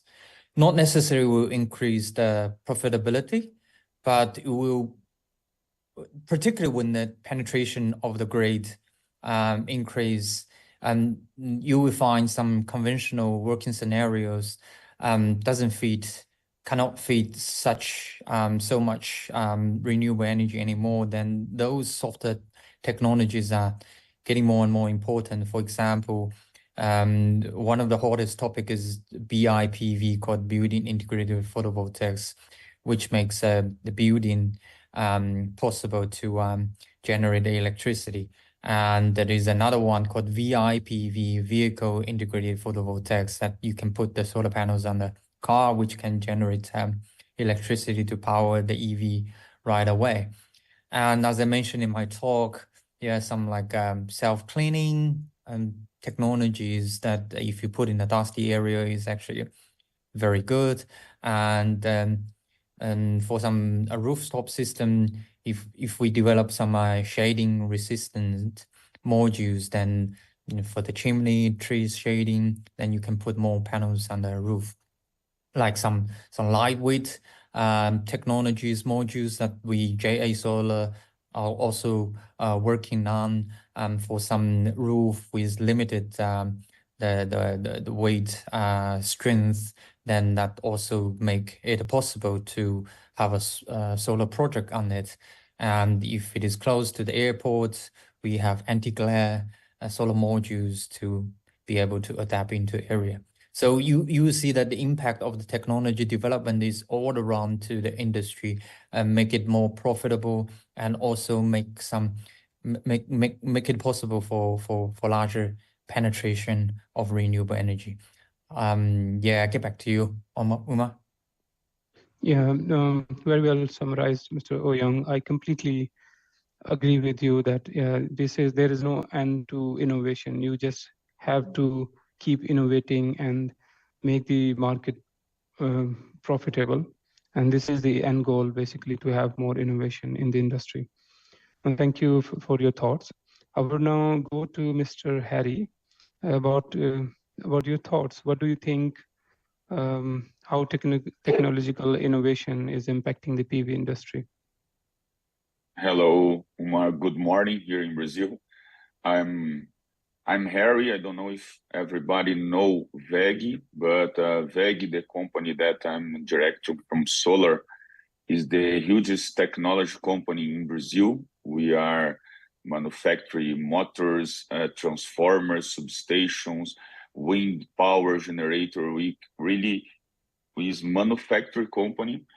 And in the industry regarding PV, we have really big challenge. I'm in the business 30 years at WEG in the solar energy in this department. And in the beginning, we tried to manufacture solar central inverter, and also we studied to manufacture PV panels.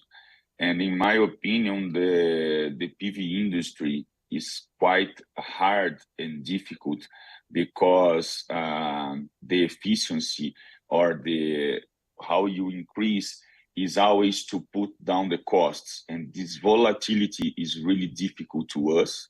And then as long as we have a very good brand and very good reputation in the country, nowadays we work with OEM agreements. Yeah, we have OEM in the models with JA, with our brand, WEG brand, and also in the inverter with our other company. And this what I was most looking for in my suppliers as I put my brand and I decide not to manufacture is the warranty, the technical assistance, and know that really survive the warranty term, like 25 years is really long term. And then we are really worried about the tests in the cells, about how we'll perform a long way, and also how will be the warranty in models that change the size, and also when it start to be big size, what's gonna happen with the glass. And then these are our challenges. As long as I use only my channels, we also sell in South Africa. I checked that the people talked before about South Africa, and there already have battery, and then we also want and we are looking for partners, and we are looking the trend of technology to integrate battery inverters, modules, and also all the automation of a residential cameras. I think that this is the new trend. I think that this is my opinion about this topic. Yeah, no, Harry, I see your point, and since we are you are giving your thoughts, I would like to ask you also what generally companies like WEG are expecting from PV manufacturers, and similarly, what is your feedback and review of JA Solar since your company has been collaborating with them? Yeah, this is the same more or less that I talked about. Yeah, I need to be comfortable about that this company will keep in the high technology, yeah, and mainly keep me the price. Okay, I think that this volatility, my supplier, as long as I have 30% of the market, and I really can buy a lot and create a trend, they need me support about price. And this, I think that GA is very good with our relation. Okay, GA is a big company. We visit, we can trust that they will be here, probably will not bankrupt, and then this is very good. But also the commercial assistance that we have in Brazil, showing the direction of the price and also adjust those prices when it is possible. We think that this is a really important in the partnership in a so volatility market. Also, they told before about the distribution. We are an industry, but we are a distribution. Yeah, as long as we import those, and then it's very good have a partnership that would think longer and sometimes also lost money together. I think that this was a good, strong point.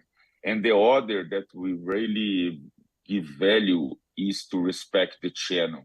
Okay, I think that GA respect the channel in Brazil. I don't know in the world, but respect the channel is as long as I sell models, inverters, and the structures to the integrators or even the final customer. I don't want that my supplier sell to my integrator directly or not sell directly to the final customer. Neither my PV model manufacturer also has inverter and battery. This I don't know in worldwide, but in Brazil, GA really respect this, just sell models. If they just sell models, I can promote that brand because it's my partner. Otherwise, if they sell the same thing in the same channel for us, don't have no interest. I think that the technology really, I don't see so much technology points like if you compare the top 5 in the world, really. But I think that those commercial and respect channel partnership is the strong point in GA with us in the last year. Oh, Harry, yes, your point is very well noted. So basically, yeah, so in innovation, basically market or industry expect them to be more and more competitive so that you can sell more in the market. That's basically should be the end goal for the innovation. And that's why companies invest also in innovation so that they can keep themselves alive in the market. Yeah, so we understand from that perspective. Now, I would like to understand also from you, Mr. Musad, what do you think about the same topic? What is your company expecting from PV manufacturers? Thank you, Mr. Omar. Thank you for the guys. Just to discuss about this point, because this point is very important. The technological innovation in the PV industry, day by day, it's going growth. But my concern is comparing the growth that coming from this industry, the PV industry, compared by the growth in the same time for the supplier of the PV inverter itself, and in the same time the tracker system. Both of them shall be growth on the same manner, on the same speed. Frankly speaking, the rapid speed of the innovation coming through the PV module, either beginning from the monocrystalline module, and after that the mono-PERC module, and now the bifacial TOPCon module, and later on we are going to search for the heterojunction module. Okay, so this innovation day by day, month by month, every time you are innovating yourself in a very rapid speed. But frankly speaking, it is not the same speed like the inverter supplier and the tracker supplier. A coordination between these three suppliers, because these three suppliers, the PV module, the tracker, and the inverter, these three items are considering the main core of such industry. If there is any period coordination between all of you, I think in a certain time we may find a conflict of how to do a competitive project, or how to evaluate and design a good balance of system, including a good value engineering from the EPC side. I'm talking from my side as EPC sector.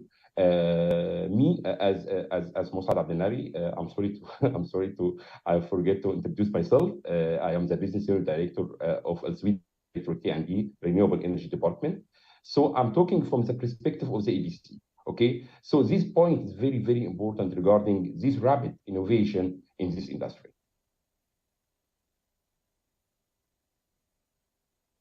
Thank you. Yes, Mr. Musad, I can understand your point, because see, in the end, we are advising a lot of owners as owners engineer, and we know that not always or most of the cases there is no coordination between major three OEMs, module, inverter, and trackers. So the owners and EPC contractors end up spending more time than they should have in detailed design review and making them align. So yeah, I get your point, and I think this is some area of improvement still in our PV industry, where major manufacturers, they need to move in this direction so that developers spend less time and money in this, and then our market will be more competitive. Sure. Thank you, Mr. Musad, for your thoughts. As we know, innovation comes with challenges also. And then my next question would be from Ms. Angela. Like what do we need to do to ensure safety and reliability of new technological innovation in the PV industry? What are some challenges of implementing new technological innovations? We would like to hear your thoughts about this topic. Okay, hello everyone.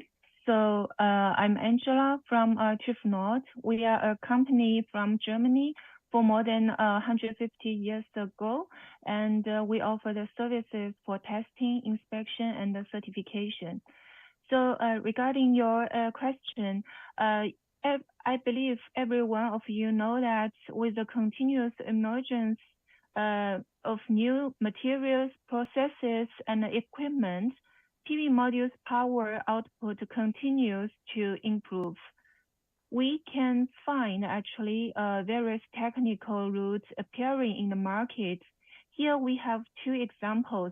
The first one is like, okay, the large size silicon wafer and the large size PV modules. So large size modules, for us, we think that sometimes it would bring some risks, such as hot spots, circuit input and output safety, mechanical performance safety, transportation safety, or outdoor, the actual performance outdoor, and the compatibility of other related devices in the system. So for all these, actually, we need to work and fully evaluate that to make sure of such new technology for the market. And secondly, it's about the N-type solar cell technology. So TOPCon is the mainstream technical route in the current market, as you know already. And the reliability has been fully verified. Outdoor evaluation test data from us, TÜV Nord, JA Solar, and also the other module manufacturers reflect the relevant advantages. However, as LECO, 0BB or EPE, gap film and other technologies are improving and gradually put into mass production. Therefore, we still need to be aware of the new reliability risk. So basically speaking, TÜV Nord provides quality certification services in the whole life cycle of PV modules, from R&D to mass production, to satisfy the users and owners in design, BOM, production process, and final product quality matters. Thank you. Thank you, Angela. The same question would be then to Mr. Ouyang. Like, how do you make sure or the safety and reliability of your new products in JA Solar? Would you elaborate a little on this point? Yep. Thank you, Uma.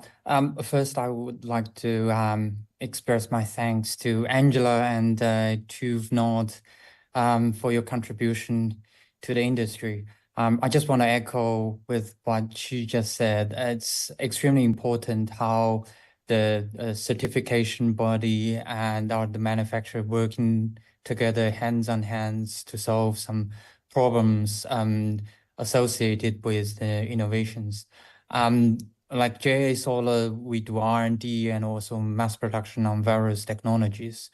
We first introduced PERC, then TOPCon and HJT. Now we try perovskite and TEMT and all those technologies.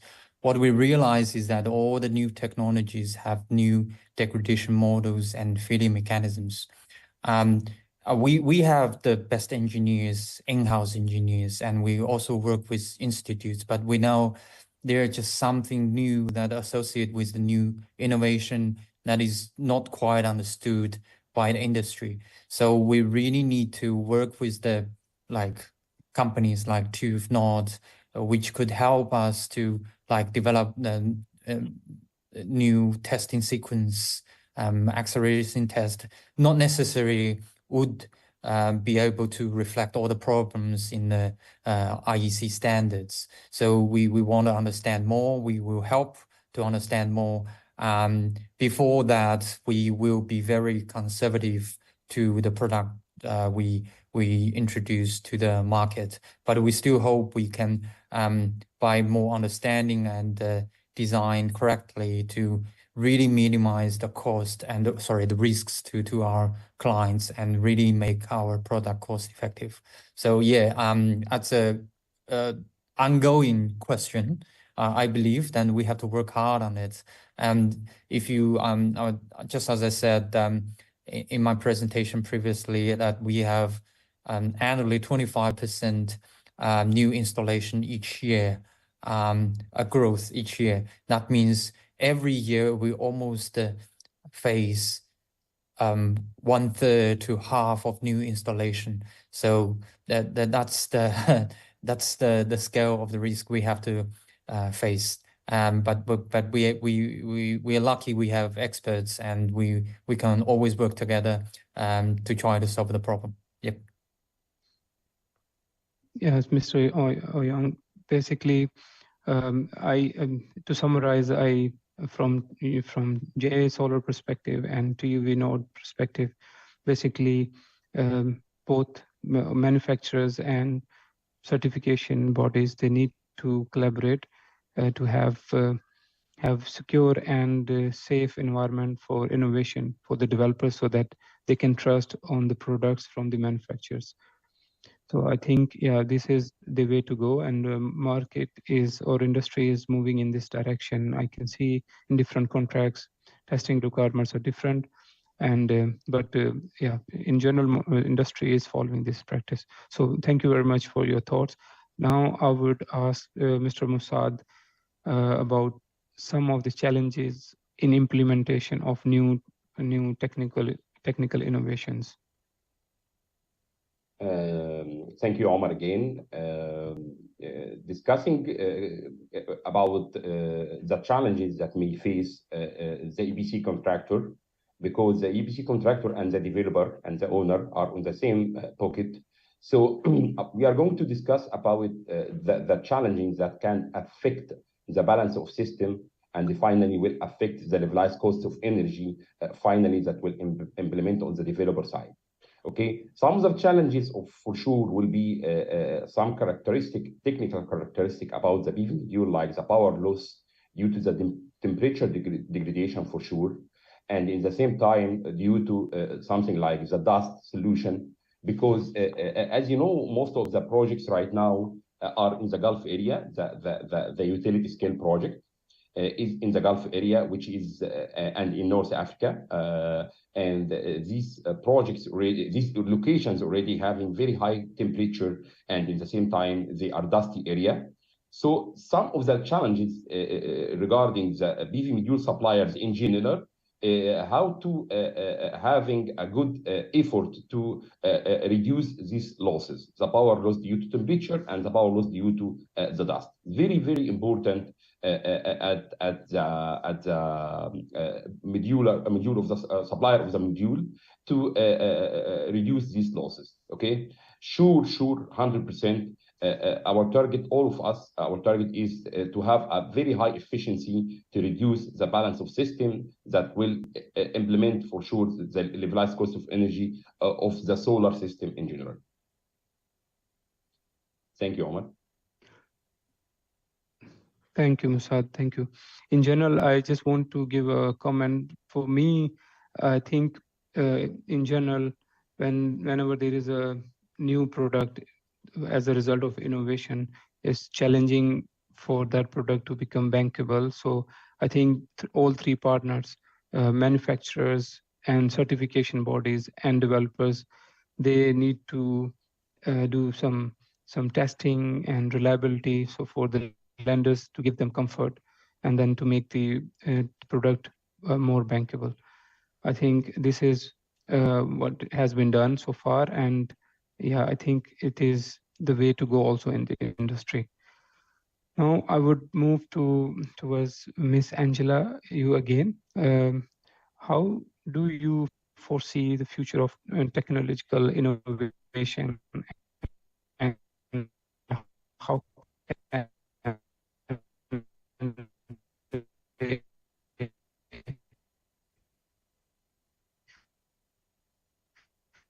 Okay, so can you hear me? Because I think just now there's some bad signal. Now it's okay. drive development? And can we also, yes. Okay, okay. So yeah, in terms of technical innovation, we actually are, faced with multiple challenges. On the one hand, some key technical challenges in new PV technologies still need to be overcome, such as the stability of new PV materials and the reduction of manufacturing costs. On the other hand, the instability of energy storage and the power supply of PV system is also an urgent issue to be fixed. Commercial and large-scale application of new technology will also need more support from investors and policies. So we actually are committed to providing customers, with reliability risk analysis, standard updates to support such new technologies to access to the market faster and safer.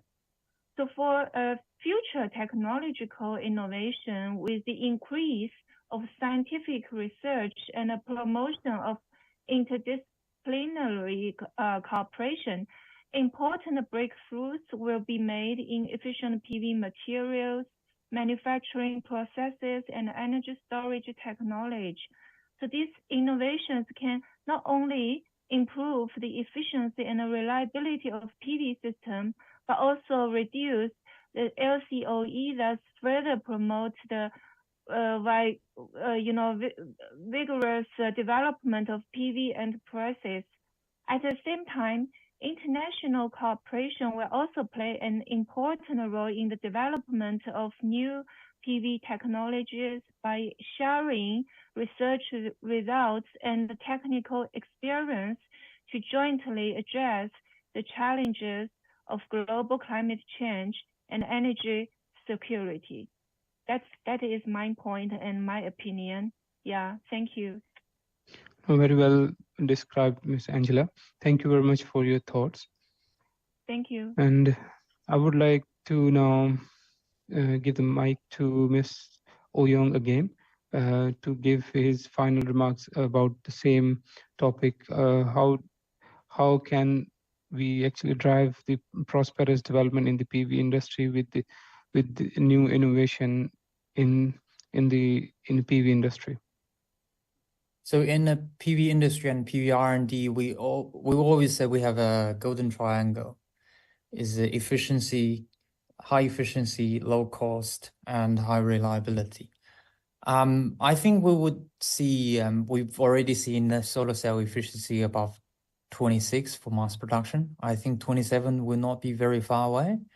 And we will be able to see over 30% efficiency in the future.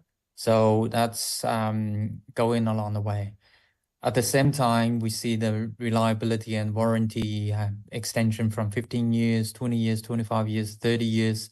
So I think that will remain, which means we will keep improving the efficiency without sacrificing reliability of the cell and the module. I think that always work. We always have to work. The triangle we have to expand at the same time, not just one and shrinking the other two corners. That's not gonna be affordable and acceptable. But I want to emphasize one thing, that is the ESG, which is hasn't been seen emphasized before, but we know that it's getting more and more important. Like when we design solar modules, for example, we actually have to add a fourth corner, which means we want to minimize the carbon footprint. We want to make sure the energy payback time is short. Before, we always look into IRR, which is investment return, but we also want to make sure that the energy payback will be as soon as possible. And we see some projects really emphasize on that social impact of the solar project, and also carbon footprint, as I mentioned. So that's add something new to the ESG part of the innovation. And in JA Solar, we also like work on stuff like low temperature process, for example, and thinner wafer to minimize the carbon emission, and also some materials will have smaller footprint. So that is something that we think will play a very, very important part in the future of innovation. Thank you. Indeed, Mr. Ouyang, thank you very much for your thoughts, and I would like to thank all my panelists on this note for answering questions patiently, and yeah, it was really useful, at least for me. I hope it was the same for the audience. Now I will pass on the mic to Stefan. Yeah, please, floor is yours if you want to take any questions from audience, or you want to move ahead with the agenda of this summit. Thank you.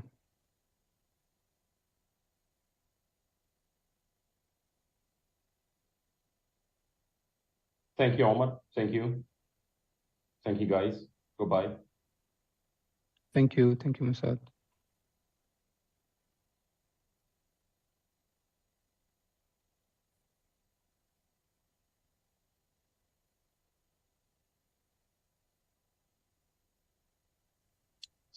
Thanks to our esteemed panelists for their valuable insights and perspectives. It's always the technology migration drives the cost reduction and accelerate the adoption of solar energy across the globe. The innovation is always beyond our imagination, as Dr. Ouyang mentioned.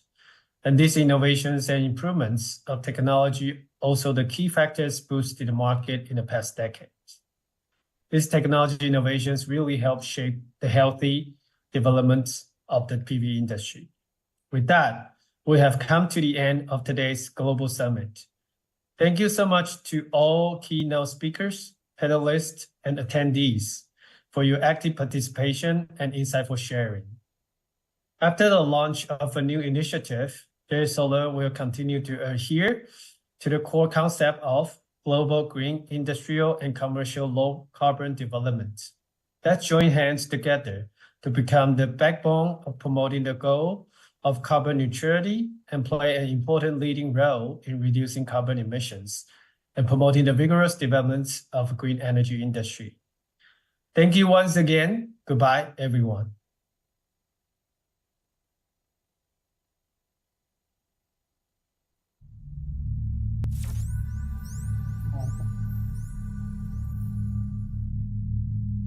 What does N stand for? Recording stopped. Infinity. It is the power from 0 to 1. It is the belief in green ecology. It is the rebirth of life force of the light. What does N symbolize? We use new technologies to embrace change. The new generation of N-type Deep Blue 4.0 Pro modules. With new wafer dimensions and better compatibility. We follow the principles of exploration and innovation. Unleash infinite potentials of light. What does N mean? Higher cell efficiency gives Deep Blue 4.0 Pro higher power, better temperature coefficient, enables more power generation. Advanced material techniques bring better safety and reliability. Lower power degradation leads to more value throughout the life cycle.